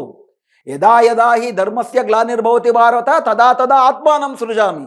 ಯಾವಾಗ ಧರ್ಮಕ್ಕೆ ಗ್ಲಾನಿ ಆಗುತ್ತೆ ಆಗೆಲ್ಲ ನಾನು ಹುಟ್ಟು ಬರ್ತೀನಿ ಅಂತ ಕೃಷ್ಣ ಯಾಕೆ ಹೇಳ್ತಾರೆ ಭಗವದ್ಗೀತೆಯಲ್ಲಿ ಅಂತಂದರೆ, ಇಂಥ ಅಮಾನವೀಯದಂಥ ಶೋಷಣೆಯ ವಿರುದ್ಧ ಜನ ಪ್ರತಿಭಟನೆ ಮಾಡಿದಾಗ ಅವರನ್ನು ರಾಕ್ಷಸರಂತೆ ಚಿತ್ರಿಸಿ ಅವ್ರನ್ನ ಕೊಂದಾಕುವುದಕ್ಕೆ ಮತ್ತೆ ಬರ್ತೀನಿ. ಎಲ್ಲಿದೆ ಸಮಬಾಳು, ಎಲ್ಲಿದೆ ಸಹಿಷ್ಣುತೆ? ಅಂಬೇಡ್ಕರ್ ಅವರು ಹೇಳಿರೋ ಮಾತುಗಳು. ಬಾಬಾ ಸಾಹೇಬ್ ಅಂಬೇಡ್ಕರ್ ಅವ್ರನ್ನ ನಿಮಗೆ ಬೇಕಾದಂತೆ ಚಿತ್ರಿಸ್ಕೊಳ್ಳೋಕ್ಕಾಗಲ್ಲ, ಯಾರು ತಮಗೆ ಬೇಕಾದಂತೆ ಚಿತ್ರಿಸ್ಕೊಳ್ಳೋಕ್ಕಾಗಲ್ಲ. ಅವರು ಕಮ್ಯುನಿಸ್ಟರು ಆಗಿರಲಿಲ್ಲ, ನಿಮ್ಮ ರೀತಿ RSS ವಾದಿಗಳು ಆಗಿರಲಿಲ್ಲ, ಅವರು ಶುದ್ಧಾಂಗ ಮಾನವತಾವಾದಿಗಳು ಆಗಿದ್ದರು, ಸಮಾಜವಾದಿ ಆಗಿದ್ದರು. ಇನ್ಫ್ಯಾಕ್ಟ್ ಅಂಬೇಡ್ಕರ್ ತಮ್ಮನ್ನು ತಾವು ಫೇಬಿಯನ್ ಸೋಷಿಯಲಿಸ್ಟ್ ಅಂತ ಕರ್ಕೊಳ್ತಾರೆ. ಅವ್ರ ಬರಹಗಳನ್ನು ಓದಿ ದಯವಿಟ್ಟು. ಹಾಗೂ 1947ರ ಸ್ಟೇಟ್ ಆ್ಯಂಡ್ ಮೈನಾರಿಟೀಸ್ ಪುಸ್ತಕವನ್ನು ದಯವಿಟ್ಟು ಓದಿ, ದತ್ತಾತ್ರೇಯ ಹೊಸಬಾಳೆ ಹಳೆಬಾಳೆಗಳೆಲ್ಲರೂ ಕೂಡ. ಅದರಲ್ಲಿ ಅವರು ಸ್ಪಷ್ಟವಾಗಿ ಹೇಳುವುದು ಸ್ಟೇಟ್ ಸೋಷಿಯಲಿಸಮ್, ಪ್ರಭುತ್ವ ಸಮಾಜವಾದ, ಭಾರತದ ದೇಶದ ಆಸ್ತಿಪಾಸ್ತಿಗಳ ರಾಷ್ಟ್ರೀಕರಣ, ಅದರ ಸಮಾನ ಹಂಚಿಕೆ, ಇದು ಪ್ರಭುತ್ವ ಸಮಾಜವಾದ. ಇದರಿಂದ ಮೂಲಕ ಮಾತ್ರ ಈ ದೇಶದ ಶೋಷಿತ ದಮನಿತರಿಗೆ ಪರಿಹಾರ ಸಾಧ್ಯ. ಯಾಕಂದರೆ ಈ ದೇಶದ ಶೋಷಿತ ದಮನಿತರಿಗೆ 2 ಶತ್ರುಗಳು, ಬ್ರಾಹ್ಮಣಶಾಹಿ ಮತ್ತು ಬಂಡವಾಳಶಾಹಿ. ಬ್ರಾಹ್ಮಣಶಾಹಿ ನಿವಾರಣೆ ಆಗಬೇಕು ಅಂದರೆ ಜಾತಿ ವಿನಾಶ ಆಗಬೇಕು, ಬಂಡವಾಳಶಾಹಿ ನಿವಾರಣೆ ಆಗಬೇಕು ಅಂದರೆ ಪ್ರಭುತ್ವ ಸಮಾಜವಾದ ಬರಬೇಕು. ಇದು ಅಂಬೇಡ್ಕರ್ ಅವರ ಆಶಯ. ಅದನ್ನೇ ಸಂವಿಧಾನದಲ್ಲೂ ಕೂಡ, ಸಂವಿಧಾನದಲ್ಲಿ ಬರೀ ಅಂಬೇಡ್ಕರ್ ಇರಲಿಲ್ಲ, ಇವೆಲ್ಲವನ್ನು ಏನು ಅವ್ರು ಬಯಸಿದ್ರು 1947 ಅವ್ರ ಪುಸ್ತಕದಲ್ಲಿ ಅವೆಲ್ಲ ತರಕ್ಕಾಗಿರಲಿಲ್ಲ. ಆಗಲೇ ಹೇಳಿದಾಗೆ ಹಿಂದೂ ಮಹಾಸಭಾ ಇತ್ತು, ಕಾಂಗ್ರೆಸ್ನಲ್ಲೇ ಹಿಂದುತ್ವವಾದಿಗಳಿದ್ದರು, ಬಂಡವಾಳಶಾಹಿಗಳಿದ್ದರು, ದೊಡ್ಡ ಭೂಮಾಲೀಕರಿದ್ದರು. ಅದರ ನಡುವೆನೂ ಕೂಡ ಚರ್ಚೆ ಏನು ನಡೆಯುತ್ತೆ ಸಂವಿಧಾನ ಸಭೆಯಲ್ಲಿ ಸೋಷಿಯಲಿಸಂ ಬಗ್ಗೆ. ಅಂತಿಮವಾಗಿ ನಮ್ಮ ಸಂವಿಧಾನದಲ್ಲಿ ಇರೋದೇನು? ಸಂವಿಧಾನದಲ್ಲಿ ಸೆಕ್ಯುಲಾರಿಸಮ್ ಅನ್ನುವುದು ಮೂಲಭೂತ ಹಕ್ಕಾಗಿದೆ. ಮೂಲಭೂತ ಹಕ್ಕನ್ನು ಆರ್ಟಿಕಲ್ 13ರ ಪ್ರಕಾರ ಯಾರೂ ಕೂಡ ಕಿತ್ತಾಕಕ್ಕೆ ಬರೋದಿಲ್ಲ. ಸಂಸತ್ತು ಬೇಕಾದ ಕಾನೂನು ಮಾಡ್ಬೋದು, ಆದರೆ ಮೂಲಭೂತ ಹಕ್ಕುಗಳನ್ನು ಕಿತ್ತಾಕಕ್ಕೆ ಬರಲ್ಲ. ಕೇಶವಾನಂದ ಭಾರತಿ ಪ್ರಕರಣದಲ್ಲಿ ತುಂಬ ಸ್ಪಷ್ಟವಾಗಿ ಸಾಬೀತಾಗಿರುವ ಸಂಗತಿ. ಆ ಮೂಲಭೂತ ರಚನೆಯನ್ನೇ ಸಂವಿಧಾನದಲ್ಲಿ 76ರಲ್ಲಿ ಪೀಠಿಕೆನಲ್ಲಿ ಒಂದು ಪದವಾಗಿ ಸೇರಿಸಲಾಯಿತು. ಸೋಷಿಯಲಿಸಂ ಬಗ್ಗೆ ನಡೆದಂಥ ಚರ್ಚೆ ಏನು? ಸೋಷಿಯಲಿಸಂ ಸಂಪತ್ತು ಸಮಾನವಾಗಿ ಹಂಚಿಕೆಯಾಗಬೇಕು, ಸರ್ವರಿಗೆ ಸಮಪಾಲು, ಸರ್ವರಿಗೆ ಸಮಬಾಳು, ಕುವೆಂಪು ಅವರ ಆಶಯ. ವಸುದೈವ ಕುಟುಂಬಕಂ ಅನ್ನುವಂಥದ್ದು ಭಗವದ್ಗೀತೆನಲ್ಲಿ ಒಂದು ಸಾಲು ಬಂದೋದ್ರೂ ಕೂಡ ಎಲ್ಲಿಯ ತನಕ ಕೆಲವರ ಹತ್ರನೇ ಎಲ್ಲ ಸಂಪತ್ತಿರುತ್ತೆ, ಮಿಕ್ಕಿದವರು ಬದುಕಬೇಕಂದ್ರೂ ಕೂಡ ಅವ್ರನ್ನ ಆಶ್ರಯಿಸ್ಕೊಂಡು ಬದುಕಬೇಕಾಗುತ್ತೆ ಅಂತಂದ್ರಲ್ಲಿ ಅಲ್ಲಿ ಸಮಾನತೆ ಇರಲ್ಲ, ಸಾಮರಸ್ಯವೂ ಇರೋದಿಲ್ಲ. ಮತ್ತು ಎಲ್ಲಿಯ ತನಕ ಪ್ರಭುತ್ವ ಉಳ್ಳವರ ರಕ್ಷಣೆಗಿರುತ್ತೆ, ಜನ ಪ್ರತಿಭಟನೆ ಮಾಡಿದ್ರೆ ಬಂದವ್ರನ್ನ ದಮನ ಮಾಡಿ UAPA ಅಂತ ಅಂದ್ಬಿಟ್ಟು ಒಳಗೆ ಜೈಲಲ್ಲಿ ಹಾಕ್ಬಿಟ್ಟು ಆದಿವಾಸಿಗಳನ್ನ ಇವ್ರನ್ನೆಲ್ಲ ಭಯೋತ್ಪಾದಕರು ಅಂತ ಅನ್ನುತ್ತೆ. ಜನರಿಗೆ ಕಾರ್ಮಿಕರಿಗೆ ಕೊಡಬೇಕಾಗಿರುವ ಕೂಲಿಯನ್ನು ಕದ್ರೆ ಒಬ್ಬ ಫ್ಯಾಕ್ಟ್ರಿ ಮಾಲೀಕ, ಅದು ಕಳ್ತನ ಅಲ್ಲ. ಆದರೆ ಜನ ತಮ್ಮ ಹಕ್ಕಿನ ಕೂಲಿಯನ್ನು ಕೇಳಿದ್ರೆ ಅದು ಭಯೋತ್ಪಾದನೆ ಅನ್ನುವ ರೀತಿ ಕಾನೂನು ಇರುವಂಥ ಕಡೆ ಸಮಾಜವಾದ ಇರಲಿ, ನಿಜವಾದಂಥ ಮಾನವೀಯತೆಯೂ ಇರೋದಿಲ್ಲ, ಅದು ಬೇರೆ ಪ್ರಶ್ನೆ. ಆದರೆ ಸಂವಿಧಾನ ರಚನೆ ಆಗ್ತಿರುವಂಥ ಸಂದರ್ಭದಲ್ಲಿ ಇದು ಚರ್ಚೆ ಬರುತ್ತೆ. ಸೋಷಿಯಲಿಸಂ ಪದ ಸೇರಿಸ್ಬೇಕಲ್ವಾ ಅಂತೇಳಿ. ಇನ್ಫ್ಯಾಕ್ಟ್ KT ಶಾ ಅನ್ನುವಂಥವ್ರು ತುಂಬ ಸ್ಪಷ್ಟವಾಗಿ ಏನು ಹೇಳ್ತಾರಪ್ಪ ಅಂತಂದರೆ, ನಮ್ಮ ದೇಶದ ಸಂವಿಧಾನ ಹೇಗಿರಬೇಕಪ್ಪ ಅಂದರೆ secular, socialistic, democratic republic of India ಅಂತಲೇ ಆಗಬೇಕು ಅಂತ ಅವ್ರು ಪ್ರಸ್ತಾಪ ಇಟ್ಟಾಗ ಒಂದು ಚರ್ಚೆ ಬರುತ್ತೆ. ಸೋಷಿಯಲಿಸಂ ಅಂತಂದರೆ ಆ ಕಾಲಘಟ್ಟದಲ್ಲಿ ಕಮ್ಯುನಿಸಮ್ಗೆ ಪರ್ಯಾಯ ಪದವಾಗಿ ಕೂಡ ಬಳಕೆ ಆಗ್ತಾ ಇತ್ತು. ಆಗ ಕಣ್ಣೆದುರಿಗೆ ಇದ್ದಂಥ ಸೋವಿಯತ್ ರಷ್ಯಾ ಒಂದು ನಿರ್ದಿಷ್ಟ ಮಾದರಿಯಲ್ಲಿ ತನ್ನ ಸಮಾಜದ ಆರ್ಥಿಕತೆಯನ್ನು ರೂಢಿಸ್ಕೊಂಡಿತ್ತು. ಆದರೆ ದೇಶದಲ್ಲಿ, ಜಗತ್ತಿನಲ್ಲಿ ಬೇರೆ ಬೇರೆ ರೀತಿ ಸೋಷಿಯಲಿಸಂ ಪದ ಚಾಲ್ತಿನಲ್ಲಿತ್ತು. ನಾನು ಆಗಲೇ ಹೇಳಿದಾಗ ಫೇಬಿಯನ್ ಸೋಷಿಯಲಿಸಂ ಇರ್ಬೋದು, ಸ್ಟೇಟ್ ಸೋಷಿಯಲಿಸಂ ಥರದ್ದಿರ್ಬೋದು, ರಾಬರ್ಟ್ ಓವೆನಿಯನ್ ಸೋಷಿಯಲಿಸಂ ಇರ್ಬೋದು. ಕೆಲವರು ಇರುವಂತಹ ವ್ಯವಸ್ಥೆಯನ್ನೇ ಬಳಸಿಕೊಂಡು ಹಂತ ಹಂತವಾಗಿ ಕಾನೂನುಗಳ ಮೂಲಕ ನಿಧಾನಕ್ಕೆ ಅಂತರವನ್ನು ಕಡಿಮೆ ಮಾಡ್ತಾ ಸಮಾಜದಲ್ಲಿ ಸಮಾನತೆ ತರುವಂಥದ್ದು ಅನ್ನುವಂಥ ರೀತಿ ಫೇಬಿಯನ್ ಸೋಷಿಯಲಿಸಂ ಹೊಂದಿತ್ತು. ಇಲ್ಲ, ಎಲ್ಲಿಯ ತನಕ ಒಂದು ವ್ಯವಸ್ಥೆ ಅನ್ನೋದೇನಿರುತ್ತೆ, ಆ ವ್ಯವಸ್ಥೆಗೆ ಪೊಲೀಸು, ಮಿಲಿಟ್ರಿ, ಅವ್ರ ಎಜುಕೇಷನ್ನು, ಪ್ರಚಾರ ಇವೆಲ್ಲ ಇರುತ್ತೆ. ಅವು ಒಂದು ಪೊಲೀಸ್ ಮೂಲಕ, ಇನ್ನೊಂದು ಸಿದ್ಧಾಂತಗಳ ಮೂಲಕ ಬಂಡವಾಳಶಾಹಿ ವ್ಯವಸ್ಥೆಯನ್ನು ಹೇರಿರ್ತಾರೆ. ನೀವು ಸಮಾಜವಾದ ತರಬೇಕಂತಂದರೆ ಈ ಇಡೀ ವ್ಯವಸ್ಥೆಯನ್ನೇ ಬದಲಾಯಿಸ್ತೀರಾ. ಈ ವ್ಯವಸ್ಥೆ ಬದಲಾಯಿಸಬೇಕು ಅಂತಂದರೆ ಪೊಲೀಸು, ಮಿಲಿಟ್ರಿ ಉಳ್ಳವರ ಆಸಕ್ತಿಯನ್ನು ಕಾಪಾಡೋದಕ್ಕೇ ಇರುತ್ತೆ. ಆದ್ದರಿಂದ ಅವರು ನಿಮ್ಮ ಮೇಲೆ ದಮನ ಮಾಡ್ತಾರೆ. ಇಲ್ಲಿ ಒಂದು ಸಂಘರ್ಷ ಅನಿವಾರ್ಯ. ಕ್ರಾಂತಿಯ ಮೂಲಕ ಮಾತ್ರ ಇಡೀ ವ್ಯವಸ್ಥೆ ಬದಲಾದಾಗ ಖಾಸಗಿ ಆಸ್ತಿ ಅನ್ನೋದೇ ಇಲ್ಲದಾಗಿ ಎಲ್ಲವೂ ಕೂಡ ಸಮಾಜದ ಆಸ್ತಿ ಅಂತಾದಾಗ ನಿಜವಾದ ಸಮಾಜವಾದ ಬರುತ್ತೆ ಅನ್ನೋದು ಕಮ್ಯುನಿಸಮ್ಮು ಮತ್ತು ಕಮ್ಯುನಿಸ್ಟರ ತರಹದ ಚಿಂತನೆಗಳಿದ್ವು. ಇವೆರಡು ಸಾರದಲ್ಲಿ ಎಲ್ಲರೂ ಒಂದೇ ಆಗುವನ್ನ ಗುರಿ ಇಟ್ಕೊಂಡಿದ್ರು ಕೂಡ ಮಾರ್ಗದ ರೂಪದಲ್ಲಿ ಹಂತ ಹಂತವಾಗಿ ಕಾನೂನುಗಳ ಮೂಲಕ ನಿಧಾನವಾಗಿ ಇರುವ ವ್ಯವಸ್ಥೆಯನ್ನೇ ಬಳಸಿಕೊಂಡು ಸಮಾಜವಾದ ತರುವುದು ಅನ್ನುವ ಸಮಾಜವಾದ, ಫೇಬಿಯನ್ ಸಮಾಜವಾದ, ಪ್ರಭುತ್ವ ಸಮಾಜವಾದ. ಇಲ್ಲ, ಒಂದು ವರ್ಗ ಸಂಘರ್ಷ ಕ್ರಾಂತಿಯ ಮೂಲಕ ಒಂದು ಖಾಸಗಿ ಆಸ್ತಿಯನ್ನೇ ರದ್ದು ಮಾಡಿ ಅಂತಿಮವಾಗಿ ಎಲ್ಲರೂ ಸಮತಾವಾದಿಗಳಾಗುವಂತಹ ಕಮ್ಯುನಿಸಂ ತರುವಂಥ ಕಮ್ಯುನಿಸ್ಟವಾದ. ಬಟ್ ಆಗ ಸೋವಿಯತ್ ರಷ್ಯಾದಲ್ಲಿ ಈ ರೀತಿ ಕ್ರಾಂತಿಯ ಮೂಲಕ ಕಮ್ಯುನಿಸಂ ಬಂದಿದ್ದರಿಂದ ಸಮಾಜವಾದ ಅಂದ್ರೇನೆ ಕಮ್ಯುನಿಸಂ ಅನ್ನುವ ರೀತಿಯ ಅರ್ಥ ಬಂತು. ಅಲ್ಲಿ ಏನು ರಾಷ್ಟ್ರೀಕರಣ ಮಾಡಿದ್ರು ಅದೇ ನಿಜವಾದಂಥ ಆರ್ಥಿಕ ಮಾದರಿ ಅನ್ನೋದಿತ್ತು. ಅದರ ಬಗ್ಗೆ ಸುಮಾರು ಚರ್ಚೆಗಳು ನಡೀತಿತ್ತು. ಸೋವಿಯತ್ ರಷ್ಯಾಗೆ ಭಿನ್ನವಾಗಿ ಬೇರೆ ಬೇರೆ ಕಡೆ ಸಮಾಜವಾದಿ ಎಕ್ಸ್ಪೆರಿಮೆಂಟ್ಗಳು ಸಾಧ್ಯ ಅನ್ನುವಂತಹ ಸಂದರ್ಭದಲ್ಲಿ ಅಂಬೇಡ್ಕರ್ ಅವರು ಬೇರೆ ಬೇರೆ ಕಡೆ ನೋಡ್ತಾ ಇದ್ರು. ಆಗ ಅವ್ರು ಹೇಳುವುದೇನಪ್ಪ ಅಂದರೆ, ನಮ್ಮ ಸಮಾಜವನ್ನು ನಾವು ಹೆಂಗೆ ಸಮಾಜವಾದಿಯಾಗಿ ಮಾಡಬೇಕು ಅನ್ನೋದನ್ನ ಜನರಿಗೆ ಬಿಡಬೇಕು, ನಿರ್ದಿಷ್ಟ ಮಾರ್ಗದಲ್ಲೇ ಸಮಾಜವಾದವನ್ನು ತರಬೇಕು, ನಿರ್ದಿಷ್ಟ ಮಾರ್ಗದಲ್ಲಿ ಸಮಾಜವಾದಿ ಆಗಬೇಕು ಬಿಡಬೇಕು ಅನ್ನೋದ್ರ ಬಗ್ಗೆ, ಆಶಯದ ಬಗ್ಗೆ ಅಲ್ಲ, ಯಾವ ಮಾರ್ಗದಲ್ಲಿ ಸಮಾಜವಾದ ತರಬೇಕು ಅನ್ನೋದು ಜನರಿಗೆ ಬಿಡಬೇಕು.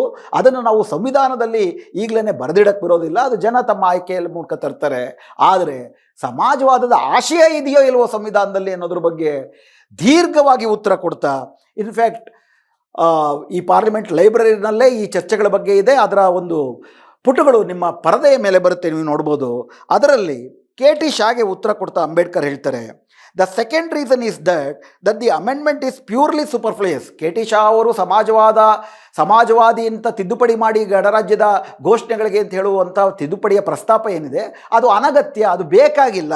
ಯಾಕೆ ಅಂದರೆ, my honourable friend professor Shah does not seem to have taken into account the fact that apart from the fundamental rights which we have embodied in the constitution, we have also introduced the other sections which deal with the directive principles of the state policy.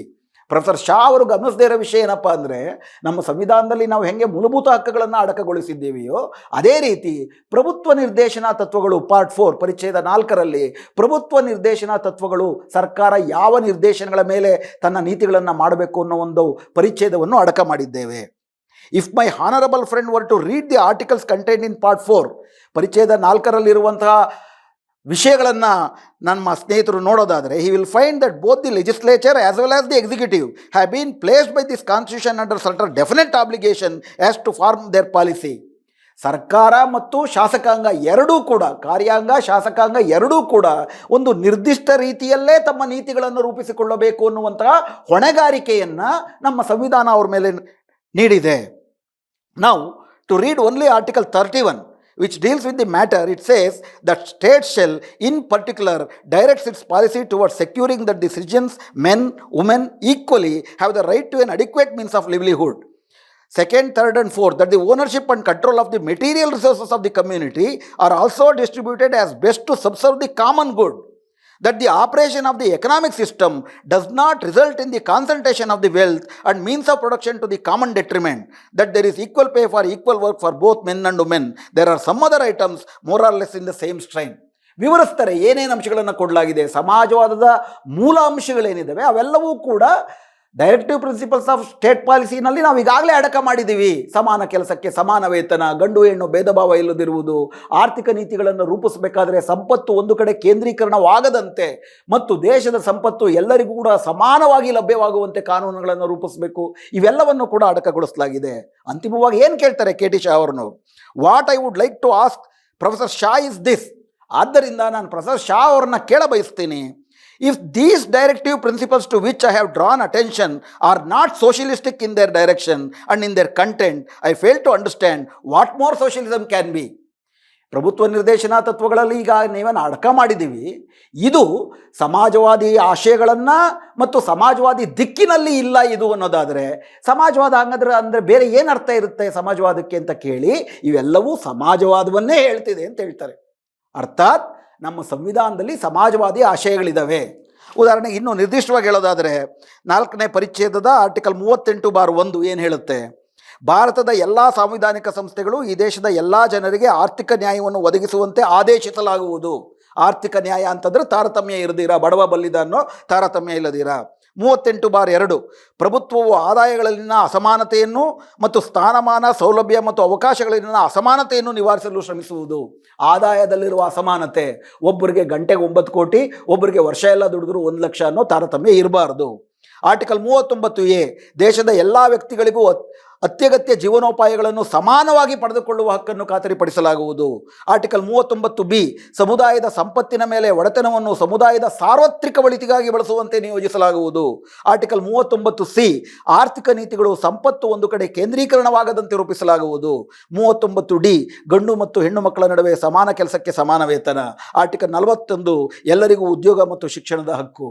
ಸಮಾಜವಾದ ಅಂದರೆ ಇದಲ್ದಿರ ಬೇರೆ ಯಾವುದು ಅಂತ ಅಂಬೇಡ್ಕರ್ ಕೇಳ್ತಾರೆ. ವಿಷಯ ಏನಪ್ಪ ಅಂದರೆ, ಇದು ಮೂಲಭೂತ ಹಕ್ಕಲ್ಲ. ಮೂಲಭೂತ ಹಕ್ಕುಗಳ ಉಲ್ಲಂಘನೆ ಆದರೆ ಆರ್ಟಿಕಲ್ 32, ಆರ್ಟಿಕಲ್ 226, ಆರ್ಟಿಕಲ್ 142 ಅಡಿಯಲ್ಲಿ ಯಾವುದೇ ಒಬ್ಬ ನಾಗರಿಕ ನ್ಯಾಯಾಂಗದ ಮೊರೆ ಹೊಕ್ಕು ನ್ಯಾಯವನ್ನು ಪಡ್ಕೊಳ್ಬೋದು. ಸಾಂವಿಧಾನಿಕ ನ್ಯಾಯಾಲಯಗಳು ಮೂಲಭೂತ ಹಕ್ಕುಗಳು ಉಲ್ಲಂಘನೆ ಆಗೋದಕ್ಕೆ ಸಂಸತ್ತಿಗೂ ಅವಕಾಶ ಕೊಡುವುದಿಲ್ಲ, ಕಾರ್ಯಾಂಗಕ್ಕೂ ಅವಕಾಶ ಕೊಡುವುದಿಲ್ಲ. Directive principles of state policy ಉಪದೇಶ, ಒಂದು ಸಾಮಾನ್ಯ ಮಾರ್ಗದರ್ಶನ. ಅದನ್ನು ಬರೀ ಮಾರ್ಗದರ್ಶನ, ಆ ಮಾರ್ಗದರ್ಶನವನ್ನು ಕಾಂಗ್ರೆಸ್ಸು ಪಾಲಿಸ್ತಿಲ್ಲ, BJPನೂ ಪಾಲಿಸ್ತಿಲ್ಲ. ಆದ್ದರಿಂದ ನಮ್ಮ ದೇಶದಲ್ಲಿ ಅಗಾಧವಾದಂಥ ಅಸಮಾನತೆ ಇದೆ. ಸಂವಿಧಾನದ ಸರಿಯಾದಂಥ ಅನುಷ್ಠಾನ ಆಗದೇ ಇರುವುದರ ಭಾಗ ಅದು. ಸಂವಿಧಾನದ ಆಶಯದಲ್ಲೇ ಸಮಾಜವಾದ ಇಲ್ಲ ಅಂತಲ್ಲ ಅದರ ಅರ್ಥ. ಆಶಯ ಇದೆ, ಆದರೆ ಅದನ್ನು ಯಾತಕ್ಕೆ ಮೂಲಭೂತ ಹಕ್ಕು ಮಾಡಲಿಲ್ಲ ಅನ್ನೋದು ಇನ್ನೊಂದು ಚರ್ಚೆಯ ವಿಷಯ. ಮೂಲಭೂತ ಹಕ್ಕು ಅಂತ ಮಾಡಿಬಿಟ್ಟ ತಕ್ಷಣ ಸಮಾನತೆ ಬಂದ್ಬಿಡುತ್ತಾ? ಬಿಟ್ಕೊಟ್ಬಿಡ್ತಾರ? ದೊಡ್ಡ ದೊಡ್ಡ ಭೂಮಾಲೀಕರು ತಮ್ಮ ಜಮೀನುಗಳನ್ನು, ಟಾಟಾ ಬಿರ್ಲಾಗಳು ತಮ್ಮ ಸಂಪತ್ತುಗಳನ್ನು ಸಮಾನವಾಗಿ ಹಂಚಿಕೆ ಮಾಡಿ ತಗೊಳ್ಳಿ ಅಂತ ಬಿಟ್ಬಿಡ್ತಾರ? 1% ಜಾಸ್ತಿ ಟ್ಯಾಕ್ಸ್ ಹಾಕಿದ್ರೆ ದಂಗೆಗಳನ್ನು ಮಾಡುವಂತಹ, ದಂಗೆಗಳನ್ನು ಪ್ರೇರೇಪಿಸುವಂತಹ, ಪಕ್ಷಗಳ ಅಧಿಕಾರವನ್ನೇ ಬದಲಾಯಿಸುವಂತಹ, ಅಥವಾ ಎಲೆಕ್ಟ್ರಲ್ ಬಾಂಡ್ಗಳು ಬಂದಾದ ನಂತರದಲ್ಲಿ ಅವ್ರ ಹತ್ರನೇ ದುಡ್ಡಿಸ್ಕೊಂಡು ಸರ್ಕಾರ ನಡೆಸ್ತಿರ್ಬೇಕಾದ್ರೆ, ಡೆಮಾಕ್ರಸಿಯೇ ಕಾರ್ಪೊರೇಟಿವ್ ಆಗಿರಬೇಕಾದ್ರೆ ಬರೀ ಕಾನೂನು ಬದಲಾವಣೆಯಿಂದ ಇವೆಲ್ಲ ಬಂದ್ಬಿಡುತ್ತಾ? ಸಂಘರ್ಷ ಇಲ್ದಿರಾಗುತ್ತೆ? ಇವೆಲ್ಲ ಪ್ರಶ್ನೆಗಳು ಸಹಜವಾದದ್ದು. 75 ವರ್ಷ ಆದಮೇಲೆ ಈ ಪ್ರಶ್ನೆ ಕೇಳ್ಕೋಬೇಕು ನಾವು. ಯಾತಕ್ಕೆ ಅಂಬೇಡ್ಕರ್ ಆಶಯದಂತೆ directive principles of state policy direction ಕೊಡ್ತಿಲ್ಲ? ಆದರೆ RSS ಆ ಪ್ರಶ್ನೆ ಕೇಳ್ತಿಲ್ಲ. ಸಂಘ ಪರಿವಾರ ನಮ್ಮ ಸಂಸ್ಕೃತಿನಲ್ಲೇ ಸಮಾಜವಾದ ಇಲ್ಲ, ನಮ್ಮ ನಾಗರಿಕತೆಯಲ್ಲೇ ಸಮಾಜವಾದದ ಪರಿಕಲ್ಪನೆ ಇಲ್ಲ. ನಾವು ಸಂಘರ್ಷವಿಲ್ಲದೆ ಸಾಮರಸ್ಯದಿಂದ ಬದುಕ್ತೀವಿ. ಸಾಮರಸ್ಯದ ಮೂಲಕ ಇರೋದರಲ್ಲೇ ಖುಷಿ ಪಟ್ಕೊಂಡು ನಮ್ಮ ಕರ್ಮ ಸಿದ್ಧಾಂತದ ಮೂಲಕ ನಾವು ಚೆನ್ನಾಗಿರ್ತೀವಿ. ಇದು ಸಂಘರ್ಷವನ್ನು ಹುಟ್ಟು ಹಾಕುವಂಥದ್ದು ಪರಕೀಯವಾದದ್ದು. ಸಂವಿಧಾನದಲ್ಲೂ ಅದಿಲ್ಲ, ಬಾಬಾ ಸಾಹೇಬ್ ಅಂಬೇಡ್ಕರು ಅದು ಹೇಳಿಲ್ಲ ಅಂತ ಹೇಳ್ತಾರೆ. ಅದು ಶುದ್ಧಾಂಗವಾಗಿ ಸುಳ್ಳು ಅಂತ ಸಂವಿಧಾನದಲ್ಲಿರುವಂತಹ directive principles of state policy ಹೇಳುತ್ತೆ. ಅಂಬೇಡ್ಕರು ಅದೇ ಹೇಳ್ತಾರೆ ಕೆ.ಟಿ. ಶಾಗೆ ಕೊಟ್ಟಿರೋ ಉತ್ತರದಲ್ಲಿ. ಹೀಗಾಗಿ ಡೈರೆಕ್ಟಿವ್ ಪ್ರಿನ್ಸಿಪಲ್ಸ್ ಆಫ್ ಸ್ಟೇಟ್ ಪಾಲಿಸಿನಲ್ಲಿ ಇರುವಂತಹ ಸಾರವನ್ನೇ ಪದವನ್ನಾಗಿ, ಸೋಷಿಯಲಿಸಮ್ ಅನ್ನೋ ಪದವನ್ನಾಗಿ ಎಮರ್ಜೆನ್ಸಿನಲ್ಲಿ ಸೇರಿಸಿದ್ರು. ಸೊ ಹೀಗಾಗಿ ಸಂವಿಧಾನದಲ್ಲಿ ಇಲ್ಲದೆ ಇರೋದನ್ನು ಸೇರಿಸಿರೋದಲ್ಲ, ಸಂವಿಧಾನದಲ್ಲಿ ಇರೋದನ್ನೇ ಒಂದು ಪದವಾಗಿ ಸೇರಿಸಿದ್ದಾರೆ. ಆದ್ದರಿಂದ ದತ್ತಾತ್ರೇಯ ಹೊಸಬಾಳೆಯವರು ಸಂವಿಧಾನ ವಿರೋಧಿಯಾದದ್ದು, ಅಂಬೇಡ್ಕರ್ ಆಶಯಗಳಿಗೆ ವಿರೋಧಿಯಾದದ್ದು ಸೆಕ್ಯುಲರಿಸಮ್ ಮತ್ತು ಸೋಷಿಯಲಿಸಮ್ ಅಂತ ಹೇಳುತ್ತೇನಿದೆ ಅದು ಶುದ್ಧಾಂಗವಾಗಿ ಸುಳ್ಳು. ಅದು ಅಂಬೇಡ್ಕರ್ನು ಕೂಡ ಹಿಂದುತ್ವವಾದಿಗಳ ಅಜೆಂಡಾಗೆ ರೀತಿಯಲ್ಲಿ ಬಳಸ್ಕೊಳ್ಳುವಂತಹ ದುರ್ವರ್ತನೆ. ಎರಡನೇದಾಗಿ ಅವರೇ ನಮ್ಮ ನಾಗರಿಕತೆಯಲ್ಲಿ ಮತ್ತು ನಮ್ಮ ಸಂಸ್ಕೃತಿನಲ್ಲಿ ಸೆಕ್ಯುಲಾರಿಸಮ್ ಮತ್ತು ಸೋಷಿಯಲಿಸಮ್ ಇಲ್ಲ ಅಂತಾರೆ. ಅದು ಬ್ರಾಹ್ಮಣೀಯ ನಾಗರಿಕತೆ, ಬ್ರಾಹ್ಮಣೀಯ ಸಂಸ್ಕೃತಿನಲ್ಲಿ ಇಲ್ಲ ಅನ್ನೋಷ್ಟರ ಮಟ್ಟಿಗೆ ಸರಿಯದು. ಆದರೆ ಭಾರತೀಯ ಅಂದರೆ ಬ್ರಾಹ್ಮಣೀಯ ಅಲ್ಲ. ಬ್ರಾಹ್ಮಣೀಯ ಅಂದರೆ ಬರೀ ಬ್ರಾಹ್ಮಣರು ಅನ್ನೋ ಅರ್ಥದಲ್ಲ. ಯಾರು ಉಳ್ಳವರಾಗ್ತಾರೆ ಅವ್ರಿಗೆ ನಾವು ದುಡ್ದು ಮಾಡ್ಕೊಂಡಿದ್ದೀವಿ ರೀ, ನೀವೆಲ್ಲ ಕೂಡ ತಿಂದು ಉಂಡು ಹಾಳು ಮಾಡ್ತೀರಾ, ನೀವು ಕುಡಿದು ತಿಂದು ಹಾಳು ಮಾಡ್ತೀರಾ, ಆದ್ದರಿಂದ ನಾನು ಶ್ರೀಮಂತನಾಗಿರುವುದು ನನ್ನ ಪ್ರತಿಭೆಯ ಮೂಲಕ, ನೀವು ಬಡವರಾಗಿರೋದು ನಿಮ್ಮ ಕರ್ಮ ಫಲದ ಮೂಲಕ ಅಂತ ಯಾರ್ಯಾರು ಹೇಳ್ತಾರೆ ಅವರೆಲ್ಲ ಬ್ರಾಹ್ಮಣರೇ, ಬ್ರಾಹ್ಮಣೀಯವಾದದ್ದೇ. ಅದು ನವಬ್ರಾಹ್ಮಣರಲ್ಲೂ ಬರ್ತಾ ಇದೆ ಈಗ, ಅದು ಬೇರೆ ಪ್ರಶ್ನೆ ಅದು. ಆದರೆ ಬ್ರಾಹ್ಮಣೀಯವಾದಂಥ ಉಳ್ಳವರು ಏನು ಸಂಸ್ಕೃತಿ ಅಂತ ಹೇಳ್ತಾರೆ, ಉಳ್ಳವರು ಏನು ನಾಗರಿಕತೆ ಅಂತ ಹೇಳ್ತಾರೆ, ಅವರಲ್ಲಿ ಸಮಾನತೆಯ ಆಶೆ ಇಲ್ಲ, ಅದಕ್ಕಾಗಿ ಅವರು ಸಾಮರಸ್ಯ ಮಾತಾಡ್ತಾರೆ. ಆದರೆ ಭಾರತದ ಇತಿಹಾಸವನ್ನು ನೋಡಿದ್ರೆ ಅಂಬೇಡ್ಕರ್ ಅವರು ಹೇಳಿದಾಗೆ ಇದು ಬುದ್ಧರಿಗೂ ಶ್ರಮಣರಿಗೂ ಬ್ರಾಹ್ಮಣರಿಗೂ ಆಗಿರುವ ಸಂಘರ್ಷ, ಬುದ್ಧವಾದಕ್ಕೂ ಬ್ರಾಹ್ಮಣವಾದಕ್ಕೂ ಆಗಿರುವ ಸಂಘರ್ಷ, ಇಲ್ಲದವರಿಗೂ ಉಳ್ಳವರಿಗೂ ನಡೆಯಿರುವ ಸಂಘರ್ಷವೇ ಭಾರತದ ಇತಿಹಾಸ, ಜಗತ್ತಿನ ಇತಿಹಾಸವೂ ಅದೇ ಅಂತ ಕಾರ್ಲ್ ಮಾರ್ಕ್ಸ್ ಕೂಡ ಹೇಳ್ತಾರೆ. ಸಂಘರ್ಷವಿಲ್ಲದೆ ಬದಲಾವಣೆ ಯಾರೂ ಕೂಡ ಮಾಡಿಲ್ಲ. ಬುದ್ಧರು ಆ ರೀತಿ ಒಂದು ಸಮತೆ ಮಮತೆ ಹೇಳಿದ್ದಕ್ಕೆ ಅವರ ಮೇಲೆ ದೌರ್ಜನ್ಯ ಮಾಡಿ ಬೌದ್ಧವನ್ನು ವಿನಾಶ ಮಾಡಿ ಬ್ರಾಹ್ಮಣ್ಯದ ದಿಗ್ವಿಜಯ ಆಯಿತು. ಅಲ್ಲಿಂದಾಚೆಗೆ ಭಾರತದ ಇಡೀ ಇತಿಹಾಸದಲ್ಲಿ ಎಲ್ಲ ಬಂಡಾಯಗಳು, ಅದು ಧಾರ್ಮಿಕ ರೂಪದ ಬಂಡಾಯ ಆಗಿರ್ಬೋದು, ಭಕ್ತಿ ರೂಪದ ಬಂಡಾಯ ಆಗಿರ್ಬೋದು, ಸ್ವಾತಂತ್ರ್ಯ ಹೋರಾಟದ ಬಂಡಾಯಗಳಾಗಿರ್ಬೋದು, ಭೀಮಾ ಕೊರೆಗಾಂವ್ ಆಗಿರ್ಬೋದು, ಇವತ್ತು ನಡೀತಿರುವಂಥ ಆದಿವಾಸಿಗಳ ಹೋರಾಟ ಆಗಿರ್ಬೋದು, ಎಲ್ಲವೂ ಕೂಡ ನಿಜವಾದ ಸಮಾಜವಾದಕ್ಕೆ ಈ ದೇಶದ ಜನರೇ ಮಾಡುತ್ತಿರುವ ಬಂಡಾಯವಾಗಿದೆ. ಅದರ ಆಶಯ ಸಮಾನತೆಯ ಪರಿಕಲ್ಪನೆ ಅಂಬೇಡ್ಕರ್ ಹೇಳುವಾಗ ಅದು ಏಲಿಯನ್ ಅಲ್ಲ, ಭಾರತದ ನಾಗರಿಕತೆಯಲ್ಲೇ ಇದೆ. ಜಗತ್ತಿನ ಎಲ್ಲ ನಾಗರಿಕತೆಗಳಲ್ಲೂ ಆಶಯ ಇದ್ದೇ ಇರುತ್ತೆ. ಸಮಾನತೆ ಇಲ್ಲ, ಅಸಮಾನತೆಯನ್ನು ನಾನು ಒಪ್ಕೋತೀನಿ ಅಂತ ಪ್ರಜ್ಞೆ ಇರುವ ಯಾವ ಮನುಷ್ಯನೂ ಹೇಳಲ್ಲ, ಭಾರತೀಯ ಮನುಷ್ಯರು ಹೇಳೋದಿಲ್ಲ. ಸೊ ಹೀಗಾಗಿ ನಮ್ಮ ಸಂಸ್ಕೃತಿ ನಾಗರಿಕತೆಗೆ ವಿರುದ್ಧ ಅನ್ನೋದು ತಪ್ಪು. ಅದು ಪ್ರಾಯಶಃ ಒಂದು ಭಾಗಶಃ ಸತ್ಯ.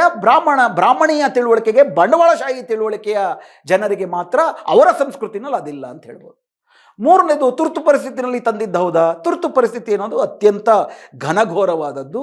ತುರ್ತು ಪರಿಸ್ಥಿತಿ ಅನ್ನುವಂಥದ್ದು ಪ್ರಜಾತಾಂತ್ರಿಕವಾದಂಥ ಹಕ್ಕುಗಳನ್ನೆಲ್ಲ ಮೊಟಕು ಮಾಡಿತ್ತು, ಅವೆಲ್ಲವೂ ನಿಜ. ಆದರೆ ಸಂವಿಧಾನ ಬಾಹಿರವಾಗಿ ತರಲಿಲ್ಲ, ತಿದ್ದುಪಡಿ ಮಾಡಿದ್ರು. ತಿದ್ದುಪಡಿಗೆ ಇಡೀ ಸಂಸತ್ತು ಚಪ್ಪಾಳೆ ತಟ್ಟಿ ಅನುಮೋದಿಸ್ತು, ಅಪ್ರಜಾತಾಂತ್ರಿಕವಾಗಿ ನಡ್ಕೊಳ್ತು. ಅಷ್ಟರ ಮಟ್ಟಿಗೆ ಇವರು ಹೇಳೋದು ಸರಿ. ಆದರೆ ವಿರೋಧ ಪಕ್ಷಗಳ ಸಮಾಲೋಚನೆಯೊಂದಿಗೆ ವಿರೋಧ ಪಕ್ಷಗಳ ವಿರೋಧಕ್ಕೆ ಗೌರವವನ್ನು ಕೊಟ್ಟು ಇವತ್ತಿನ ಮೋದಿ ಸರ್ಕಾರ ನೀತಿಗಳನ್ನು ತರ್ತಾ ಇದೆಯಾ? ಜನರ ಮಾತಿಗೆ ಗೌರವವನ್ನು ಕೊಟ್ಟು ಏನಾದರೂ ನೀತಿಗಳನ್ನು ತರ್ತಾ ಇದೆಯಾ ಇವರು? ಇನ್ಫ್ಯಾಕ್ಟ್ 175 ವಿರೋಧ ಪಕ್ಷದ ಸದಸ್ಯರನ್ನ ಭಾರತದ ಪ್ರಜಾತಾಂತ್ರಿಕ ಇತಿಹಾಸದಲ್ಲೇ, ಸ್ವಾತಂತ್ರ್ಯೋತ್ತರ ಇತಿಹಾಸದಲ್ಲೇ ಮೊದಲೇ ಬಾರಿಗೆ ವಿರೋಧ ಪಕ್ಷದವ್ರನ್ನೆಲ್ಲರನ್ನೂ ಕೂಡ ಹೊರಗಾಕಿ ಟೆಲಿಕಾಂ ಕಾಯ್ದೆ ಅಂತೆ ತಾವು ಬೇಕಾದ ಕಾಯ್ದೆಗಳನ್ನು ಜಾರಿ ಮಾಡ್ಕೊಂಡಿಲ್ವಾ? ಅಥವಾ ಚರ್ಚೆನೇ ಮಾಡದಂತೆ ರಾಜ್ಯಸಭೆಯಲ್ಲಿ ಧ್ವನಿಮತ ಬೇಡ, ಪ್ರತಿಯೊಬ್ಬರು ಮತವು ದಾಖಲಾಗಲಿ ಅಂತ ಕೇಳಿದ್ರೆ ಅದಕ್ಕೂ ಅವಕಾಶ ಕೊಡದಂತೆ ನೀತಿಗಳನ್ನು ಜಾರಿಗೆ ಮಾಡಿಲ್ವಾ? ರೈತಾಪಿ ಸಮುದಾಯವನ್ನು ಸಂಪೂರ್ಣವಾಗಿ ಬೀದಿಗೆ ತರುವಂತಹ ಕಾರ್ಪೊರೇಟ್ಗಳಿಗೆ ಕೃಷಿಯನ್ನು ಮಾಡಿಕೊಳ್ಳುವಂಥ ನೀತಿಯನ್ನು ಜಾರಿಗೆ ತಂದದ್ದು ಹೇಗೆ? ನವಶಿಕ್ಷಣ ನೀತಿಯನ್ನು ಜಾರಿಗೆ ತಂದದ್ದು ಹೇಗೆ? ಫೆಡರಲಿಸಮ್ ಒಂಚೂರು ಏನಾದರೂ ಇವರು ಮರ್ಯಾದೆ ಕೊಟ್ಟಿದ್ದಾರೆ? ಇವರೆಲ್ಲ ತಂದಿರೋದೇ ಅತ್ಯಂತ ಅಪ್ರಜಾತಾಂತ್ರಿಕ ಮಾರ್ಗವಾಗಿ. ಈಗ ದೊಡ್ಡದಾಗಿ ಸುಪ್ರೀಂ ಕೋರ್ಟ್ನ ಸ್ವಾತಂತ್ರ್ಯವನ್ನು ಇಂದಿರಾ ಗಾಂಧಿಯವರು ಹತ್ತಿಕ್ಕಿದ್ರು ಅಂತ ಹೇಳ್ತಾರೆ. ಇಂದಿರಾ ಗಾಂಧಿಯವರು ಹತ್ತಿಕ್ಕದ್ ನಿಜ. ಈಗ ನೀವೇನು ಮಾಡ್ತಿದ್ದೀರಿ? ಧನಕರ್ ಏನು ಹೇಳ್ತಾರೆ? ರಾಜ್ಯಸಭೆಯ ಉಪಾಧ್ಯಕ್ಷರು ಪದೇ ಪದೇ ಹೇಳೋದೇನು? ಸಂಸತ್ತು ಸುಪ್ರೀಂ, ಸಂವಿಧಾನನೂ ಅಲ್ಲ, ಸಂಸತ್ತು ಸುಪ್ರೀಂ. ಸುಪ್ರೀಂ ಕೋರ್ಟಿನ ನ್ಯಾಯಾಧೀಶರ ನೇಮಕಾತಿನಲ್ಲೂ ಕೂಡ ಸರ್ಕಾರ ಹೇಳ್ದೋರೇ ಆಗಬೇಕು. ಸರ್ಕಾರ, ಇಡೀ ಸುಪ್ರೀಂ ಕೋರ್ಟನ್ನು, ನ್ಯಾಯಾಂಗವನ್ನು ಈ ಸರ್ಕಾರ ತನ್ನ ವಜ್ರಬಾಹುಗಳಲ್ಲಿ ಇಟ್ಕೊಳ್ಳುವ ಪ್ರಯತ್ನವನ್ನು ಈಗ ಮಾಡ್ತಾ ಇಲ್ವಾ? ಅವ್ರದ್ದು ಬರೀ 20 ತಿಂಗಳು ಇಂದಿರಾ ಗಾಂಧಿದು, 11 ವರ್ಷ ನೀವು ಅದನ್ನೇ ಮಾಡ್ತಾ ಇದ್ದೀರಿ. ನೀವು ಯಾವ ರೀತಿ ಇದು ಅಪ್ರಜಾತಾಂತ್ರಿಕ ಅಂತ ಹೇಳ್ತೀರಿ? ಅಪ್ರಜಾತಾಂತ್ರಿಕ ಅಂತ ಆಗಿದ್ದ ಪಕ್ಷದಲ್ಲಿ ಇನ್ನೊಂದು ಐತಿಹಾಸಿಕವಾದ ಒಂದು ಪ್ರಶ್ನೆ ಇದೆ. 1977ರಲ್ಲಿ ಎಮರ್ಜೆನ್ಸಿ ಕಿತ್ತಾಕಿದ್ರು. 1978ರಲ್ಲಿ ಪ್ರಧಾನವಾಗಿ ನಿಮ್ಮ ಪಕ್ಷವು, ಆಗ ಭಾರತೀಯ ಜನಸಂಘ ನಿಮ್ಮ ಪಕ್ಷದ ಹೆಸರು, ನಿಮ್ಮ ಅಟಲ್ ಬಿಹಾರಿ ವಾಜಪೇಯಿ, ನಿಮ್ಮ ಅದ್ವಾನಿ ಎಲ್ಲರೂ ಇದ್ದರು. 78ರಲ್ಲಿ ಬಂದಂಥ ಜನತಾ ಪಾರ್ಟಿ ಸರ್ಕಾರದಲ್ಲಿ 44ನೇ ತಿದ್ದುಪಡಿಯನ್ನು ಜಾರಿಗೆ ತಂದ್ರಿ. 44ನೇ ತಿದ್ದುಪಡಿ ಇಂದಿರಾ ಗಾಂಧಿಯವರು ತುರ್ತು ಪರಿಸ್ಥಿತಿಯಲ್ಲಿ 42ನೇ ತಿದ್ದುಪಡಿಯ ಮೂಲಕ ಏನೇನು ಇವುಗಳನ್ನು ಒಳಗೊಂಡಂತೆ, ಈ ಸಂವಿಧಾನದ ಪ್ರಿಯಾಂಬಲ್ ತಿದ್ದುಪಡಿಯನ್ನು ಒಳಗೊಂಡಂತೆ ಏನು ಮಾಡಿದ್ರು, ಅವರಲ್ಲಿ ಸುಮಾರಕ್ಕೆ ಬದಲಾವಣೆಯನ್ನು ತಂದ್ರಿ. 44ನೇ ತಿದ್ದುಪಡಿ ಬೇರೆ ಹಲವಾರು ವಿಷಯಗಳಿಗೆ ತಿದ್ದುಪಡಿ ತಂದರೂ ಕೂಡ ಯಾತಕ್ಕೆ ನಿಮ್ಮ ಪಕ್ಷ ಸಂವಿಧಾನದ ಸೆಕ್ಯುಲಾರಿಸಮ್ ಮತ್ತು ಸೋಷಿಯಲಿಸಮ್ನ ತಿದ್ದುಪಡಿ ಪೀಠಿಕೆಯಿಂದ ತೆಗಿಲಿಲ್ಲ? ನಿಮ್ಮ 44ನೇ ತಿದ್ದುಪಡಿನಲ್ಲಿ ಅದು ಯಾಕೆ ಇರಲಿಲ್ಲ? ನೀವೆಲ್ಲರೂ ಇದ್ರಿ, ಮಹಾ ಘಟಾನುಘಟಿಗಳಿದ್ರಿ. ಅಟಲ್ ಬಿಹಾರಿ ವಾಜಪೇಯಿ ಅವರ ಸರ್ಕಾರ 96ರಲ್ಲಿ 13 ದಿವಸ, 98ರಿಂದ ಹೆಚ್ಚು ಕಡಿಮೆ 2004 ತನಕ 6 ವರ್ಷಗಳ ಕಾಲ ಇತ್ತು. ಮೋದಿ ಸರ್ಕಾರ 2014ರಿಂದ ಇದೆ. ಯಾತಕ್ಕೆ ಮಾಡಲಿಲ್ಲ ಅಂತಂದರೆ ವಿಷಯ ಏನಪ್ಪ ಅಂದರೆ, ನೀವು ಹೇಳ್ತಿರೋ ತರ್ಕಗಳೆಲ್ಲ ಸುಳ್ಳು. ಮೂಲ ಸಂವಿಧಾನದ ಬಗ್ಗೆ ಮಾತಾಡ್ತೀರಿ. ಮೂಲ ಸಂವಿಧಾನ ಹಾಗಾದರೆ 1950ರ ಜನವರಿ 26ಕ್ಕೆ ಬಂದದ್ದೇ ಮೂಲ ಸಂವಿಧಾನ ಆದರೆ, ನೀವೇ ನಿಮ್ಮ ಸಂವಿಧಾನ ಸಮ್ಮಾನ ಅಭಿಯಾನದಲ್ಲಿ ಹೇಳ್ಕೊಳ್ಳೋ ಹಾಗೆ 36 ತಿದ್ದುಪಡಿಗಳನ್ನು BJP ಸರ್ಕಾರ ತಂದಿದೆ, ವಾಜಪೇಯಿ ಅವರ ನೇತೃತ್ವದಲ್ಲಿ ಮತ್ತು ಮೋದಿಯವರ ನೇತೃತ್ವದಲ್ಲಿ.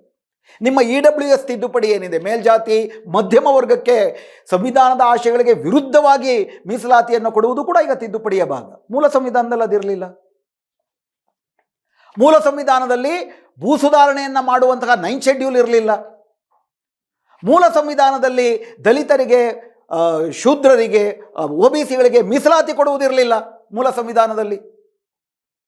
ಹಾಗಾದ್ರೆ ಅವೆಲ್ಲ ಕಿತ್ತಾಕ್ಬಿಟ್ಟು ಮೂಲ ಸಂವಿಧಾನ ಅಂತ ಹೇಳ್ತೀರಾ, ಮೀಸಲಾತಿ ಕೊಡಲ್ಲ ಅಂತ ಹೇಳ್ತೀರಾ? ಹಾಗಾದರೆ ಇನ್ಫ್ಯಾಕ್ಟ್ ಸಂವಿಧಾನಕ್ಕೆ ಮೊದಲನೇ ತಿದ್ದುಪಡಿಯನ್ನು ಕೊಡುವುದರ ಮೂಲಕ ಮೀಸಲಾತಿಯನ್ನು ಜಾರಿ ಮಾಡಲಾಯಿತು.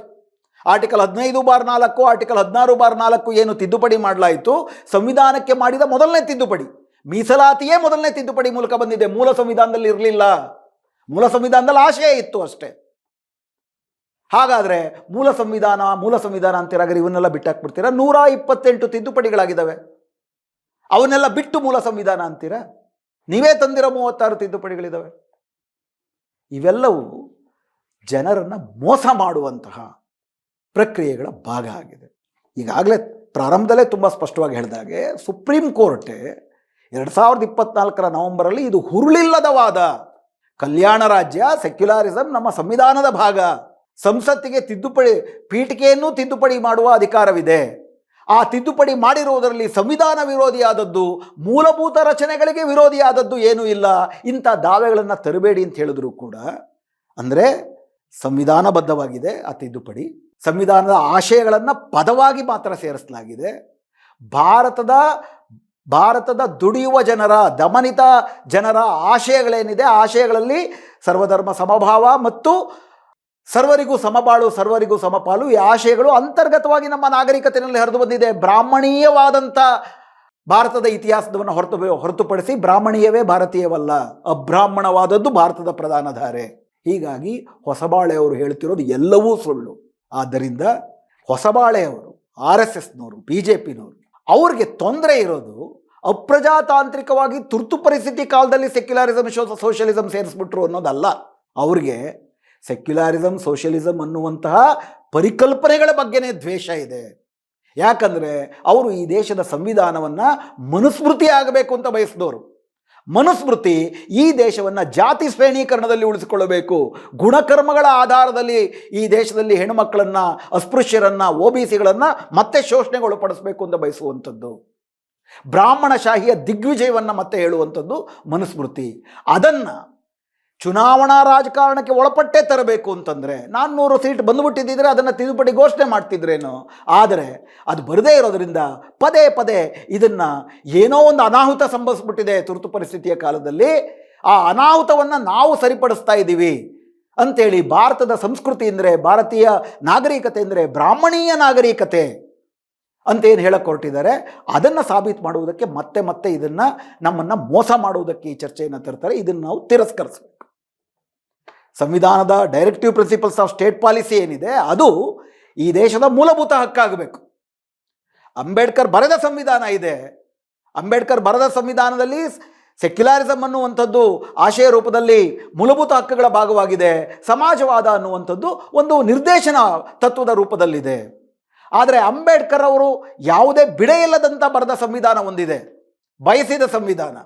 ಅದು 1947ರಲ್ಲಿ ಬರೆದಂಥ state and minorities they rights and how to achieve it in the United States of India. ಅದರಲ್ಲಿ ಅದು ಅವರು ಬಯಸಿದ ಸಂವಿಧಾನ. ದೇಶದ ಸಂಪತ್ತು ರಾಷ್ಟ್ರೀಕರಣ ಆಗಬೇಕು, ಸಹಕಾರಿ ಕೃಷಿ ಆಗಬೇಕು, ಸರ್ವರಿಗೂ ಕೂಡ ಸಂವಿಧಾನಬದ್ಧವಾಗಿಯೇ ಸಮಪಾಲು ಸಮಬಾಳು ಸಿಗಬೇಕು ಅನ್ನುವಂಥದ್ದು ಅದಕ್ಕೆ ಇಡೀ ಸಂವಿಧಾನವೇ. ಆ ಆಶಯಗಳು ಅಂಬೇಡ್ಕರ್ ಅವರು ಬರೆದ ಸಂವಿಧಾನದಲ್ಲಿಲ್ಲ. ಅಂಬೇಡ್ಕರ್ ಬಯಸಿದ ಸಂವಿಧಾನಕ್ಕೂ ಅಂಬೇಡ್ಕರ್ ಬರೆದ ಸಂವಿಧಾನಕ್ಕೂ ಒಂದು ವ್ಯತ್ಯಾಸವಿದೆ. ಆ ವ್ಯತ್ಯಾಸವನ್ನು ಹೆಂಗೆ ನಾವು ಅಧಿಗಮಿಸ್ತಾ ಅಂಬೇಡ್ಕರ್ ಬಯಸಿದ ಸಂವಿಧಾನ, ಅಂಬೇಡ್ಕರ್ ಬರೆದ ಸಂವಿಧಾನದ ಮೇಲೆ ದಾಳಿ ಮಾಡ್ತಿದ್ದಾರೆ. ಈಗ ಅಂಬೇಡ್ಕರ್ ಬರೆದ ಸಂವಿಧಾನದ ಆಶಯಗಳನ್ನು ಉಳಿಸಿಕೊಂಡೇ ಅಂಬೇಡ್ಕರ್ ಬಯಸಿದ ಸಂವಿಧಾನದತ್ತ ಹೆಂಗೆ ನಾವು ಹೋಗುವುದಕ್ಕೆ ಸಾಧ್ಯ, ಜನಸಂಘಟನೆಗಳ ಮೂಲಕ, ಜನಾಂದೋಲನಗಳ ಮೂಲಕ ಅಂತ ಯೋಚನೆ ಮಾಡಬೇಕಾಗಿರೋ ಈ ಹೊತ್ತಿನಲ್ಲಿ ಇವರು ಮತ್ತೆ ಈ ಚಕ್ರವನ್ನು ಹಿಂದೆಳೆಯುವ ಪ್ರಯತ್ನವನ್ನು ಮಾಡ್ತಿದ್ದಾರೆ. ತುರ್ತು ಪರಿಸ್ಥಿತಿನಲ್ಲೂ ಕೂಡ ಇಂದಿರಾ ಗಾಂಧಿಯವರು ಈ ಪದಗಳನ್ನು ಸೇರಿಸಿದ್ದು ಸೆಕ್ಯುಲರಿಸಮ್, ಸೋಷಿಯಲಿಸಮ್ ಆಶಯವಾಗಿ ಜಾರಿಗೆ ಬಂದ್ಬಿಡ್ಲಿ ಅಂತೇನಲ್ಲ. ನಮ್ಗೆ ಗೊತ್ತಿದೆ ಎಮರ್ಜೆನ್ಸಿ ರೂಪದಲ್ಲೇ ತುರ್ಕ್ಮೆನ್ ಗೇಟಲ್ಲಿ ಸಂಜಯ್ ಗಾಂಧಿಯವರ 5 ಅಂಶಗಳ ಕಾರ್ಯಕ್ರಮದಲ್ಲಿ ಯಾವ ಪ್ರಮಾಣದಲ್ಲಿ ಮುಸ್ಲಿಮರ ಮೇಲೆ ದಮನ ಮಾಡಲಾಯಿತು. ಆ ನಂತರದಲ್ಲಿ 80ರಲ್ಲಿ ಮತ್ತು 1972ರಿಂದಲೂ ಕೂಡ ಟಾಟಾ ಪ್ಲಾನ್ ಏನು ಕೊಟ್ಟರು, ದೊಡ್ಡ ದೊಡ್ಡ ಬಂಡವಾಳಶಾಹಿಗಳಿಗೆ ಅನುಕೂಲಕರವಾಗಿಯೇ ಕೈಗಾರಿಕಾ ನೀತಿಗಳೆಲ್ಲ ಇತ್ತು. ಕೆಲವು ರಾಜ್ಯಗಳು, ಆಂಧ್ರ, ಕರ್ನಾಟಕ ಅನ್ನೋ ಕೆಲವು ರಾಜ್ಯಗಳನ್ನು ಬಿಟ್ಟರೆ ಇಡೀ ದೇಶದಲ್ಲೆಲ್ಲೂ ಭೂ ಸುಧಾರಣೆಯು ಜಾರಿಗೆ ಬರಲಿಲ್ಲ. 80ರ ನಂತರ ಇಂದಿರಾ ಗಾಂಧಿಯವರು ಅಧಿಕಾರಕ್ಕೆ ಬಂದ ನಂತರ ಏನು ಪ್ರಾರಂಭಿಸಿದ್ರು ನೀತಿಗಳು, ಅದು ಹಿಂದುತ್ವದ ಪರವಾಗಿಯೂ ಇತ್ತು, ದೊಡ್ಡ ಬಂಡವಾಳಶಾಹಿಗಳ ಪರವಾಗಿಯೂ ಇತ್ತು. ಹೀಗಾಗಿ ಇಂದಿರಾ ಗಾಂಧಿಯವರು ಆಶಯ ರೂಪದಲ್ಲೇ ಅದನ್ನು ಸೇರಿಸ್ಬಿಟ್ರು ಅಂತ ಅಂದ್ಬಿಟ್ಟು ಏನು ಆರೋಪ ಮಾಡಬೇಕಾಗಿಲ್ಲ ಇಂದಿರಾ ಗಾಂಧಿಯವ್ರ ಮೇಲೆ. ಇಂದಿರಾ ಗಾಂಧಿಯವರು ಮಾತ್ರ ಅಲ್ಲ, ಇಡೀ ಕಾಂಗ್ರೆಸ್ ಆಗಿರ್ಬೋದು ಅಥವಾ BJP ಆಗಿರ್ಬೋದು, ಯಾವುದೇ ಪಕ್ಷಗಳು 91ರ ನಂತರ ಏನು ನೀತಿಗಳನ್ನು ಅನುಸರಿಸ್ತಿದ್ದಾರೆ ಅವೆಲ್ಲವೂ ಕೂಡ ಸಮಾಜವಾದ ಆಶಯಗಳಿಗೆ ತದ್ವಿರುದ್ಧವಾದಂಥ ಕಾರ್ಪೊರೇಟ್ ಬಂಡವಾಳಶಾಹಿ ನೀತಿಗಳು. ಮತ್ತು ವಿಶೇಷವಾಗಿ BJP ಸಂಘ ಪರಿವಾರ ಏನು ಹಿಂದೂ ರಾಷ್ಟ್ರದ ನೀತಿಯನ್ನು ಜನಮಾನಸದಲ್ಲಿ ಬಿತ್ತಾ ಇದ್ದಾರೆ, ಅದು ನಮ್ಮ ಭಾರತದ ಒಟ್ಟುಗೂಡಿ ಬದುಕುವ ಬೌದ್ಧ ಪರಂಪರೆಯ, ಶ್ರಮಣ ಪರಂಪರೆಯ ಆಶಯಕ್ಕೆ ವಿರುದ್ಧವಾದದ್ದು. ಅದನ್ನು ತಡೆಗಟ್ಟುವ ಶಕ್ತಿ ಇವತ್ತು ಯಾವ ಪಕ್ಷಗಳಿಗೂ ಇಲ್ಲ. ಹೀಗಾಗಿ ಆ ಸೋಷಿಯಲಿಸಮ್, ಸೆಕ್ಯುಲರಿಸಮ್ ನಿಜಕ್ಕೂ ನಾವು ಚರ್ಚೆ ಮಾಡಬೇಕಾಗಿರೋದು ಪದಗಳಾಗಿ ಅಲ್ಲ, ಸಾರವಾಗಿ ನಮ್ಮ ಬದುಕಿನಲ್ಲಿ ಹೆಂಗೆ ಬರಬೇಕು. ಅವರು ಪದಗಳಾಗಿಯೂ ತೆಗೆದುಹಾಕಬೇಕು ಅಂತ ಬಯಸ್ತಾರೆ. ಕಾಂಗ್ರೆಸ್ಸು ಇತರ ಪಕ್ಷಗಳು ಪದಗಳಾಗಿ ಉಳಿಸ್ಕೋಬೇಕು ಅಂತ ಬಯಸ್ತಾರೆ. ನಾವು ಅವೆರಡರ ಆಚೆ ಸಾಮಾನ್ಯ ಜನರು, ಭಾರತೀಯ ಜನರಾದಂಥ ನಿಜವಾದ ಈ ದೇಶದ ನಾಗರಿಕರು, ಸಂವಿಧಾನದ ಮಾಲೀಕರಾದಂಥ ನಾವು ಕೇವಲ ಪದಗಳಲ್ಲ, ಸೋಷಿಯಲಿಸಮ್, ಸೆಕ್ಯುಲರಿಸಮ್ ಸಾರ ರೂಪದಲ್ಲಿ ನಮ್ಮ ಬದುಕಾಗುವುದು ಹೇಗೆ, ಅದು ಕೇವಲ ಕಾನೂನಿನ ಬದಲಾವಣೆಯಿಂದ ಸಾಧ್ಯವ, ಜನಾಂದೋಲನಗಳಿಂದ ಸಾಧ್ಯವ ಅನ್ನುವ ಚರ್ಚೆಯನ್ನು ಮಾಡುವ ಹೊಸ್ತಿಲಲ್ಲಿ ನಾವಿದ್ದೀವಿ. ಆ ಚರ್ಚೆಯನ್ನು ಮಾಡೋಣ. ಬಲವಾದಂಥ ಜನಾಂದೋಲನಗಳ ಮೂಲಕ ಸರ್ವರಿಗೂ ಸಮಪಾಲು, ಸರ್ವರಿಗೆ ಸಮಬಾಳು, ಇದು ಈ ದೇಶದ ನಾಗರಿಕತೆಯ ಆಶಯ. ಗುಣಕರ್ಮ ವಿಭಾಗಶಃ ಅನ್ನುವುದು ಬ್ರಾಹ್ಮಣೀಯ ವೈದಿಕ ಮನುಸ್ಮೃತಿಯ ಆಶಯ. ಅದನ್ನು ತಿರಸ್ಕರಿಸಬೇಕು. ಈ ಸರ್ವರಿಗೂ ಸಮಬಾಳು, ಸರ್ವರಿಗೂ ಸಮಪಾಲು ಕೇವಲ ಕಾನೂನು ಮಾಡಿದ್ರೂ ಬರೋದಿಲ್ಲ. ಯಾಕಂದರೆ ಪದಗಳನ್ನು ಉಳಿಸ್ಕೊಂಡು ಸಾರದಲ್ಲಿ ಬಂಡವಾಳಶಾಹಿ ವ್ಯವಸ್ಥೆಯೇ ಬ್ರಾಹ್ಮಣಶಾಹಿ ವ್ಯವಸ್ಥೆಯೇ ಮುಂದುವರಿತಿದೆ. ಅದಕ್ಕೆ ದೊಡ್ಡ ಜನಾಂದೋಲನಗಳೇ ಆಗಬೇಕು. ನಿಜವಾದಂಥ ಸಮಾಜವಾದಿ, ನಿಜವಾದಂಥ ಧರ್ಮನಿರಪೇಕ್ಷ ವ್ಯವಸ್ಥೆ ಬರಬೇಕು ಅಂದರೆ ಆ ನಿಟ್ಟಿನಲ್ಲಿ ನಾವೆಲ್ಲರೂ ಯೋಚಿಸೋಣ. ಸಂಘ ಪರಿವಾರವನ್ನು, ಹೊಸಬಾಳೆಯವರ ಈ ಒಟ್ಟಾರೆ ಪ್ರತಿಪಾದನೆಗಳು ಸಂವಿಧಾನ ವಿರೋಧಿ, ಭಾರತ ವಿರೋಧಿ, ಭಾರತೀಯ ನಾಗರಿಕತೆಯ ವಿರೋಧಿ, ಮನುಷ್ಯ ವಿರೋಧಿ ಅಂತ ತಿರಸ್ಕರಿಸೋಣ ಅಂಥೇಳಿ ಇವತ್ತಿನ ಈ ಚರ್ಚೆಯನ್ನು ಇಲ್ಲಿಗೆ ನಿಲ್ಲಿಸ್ತಿದ್ದೀನಿ. ನಮಸ್ಕಾರ.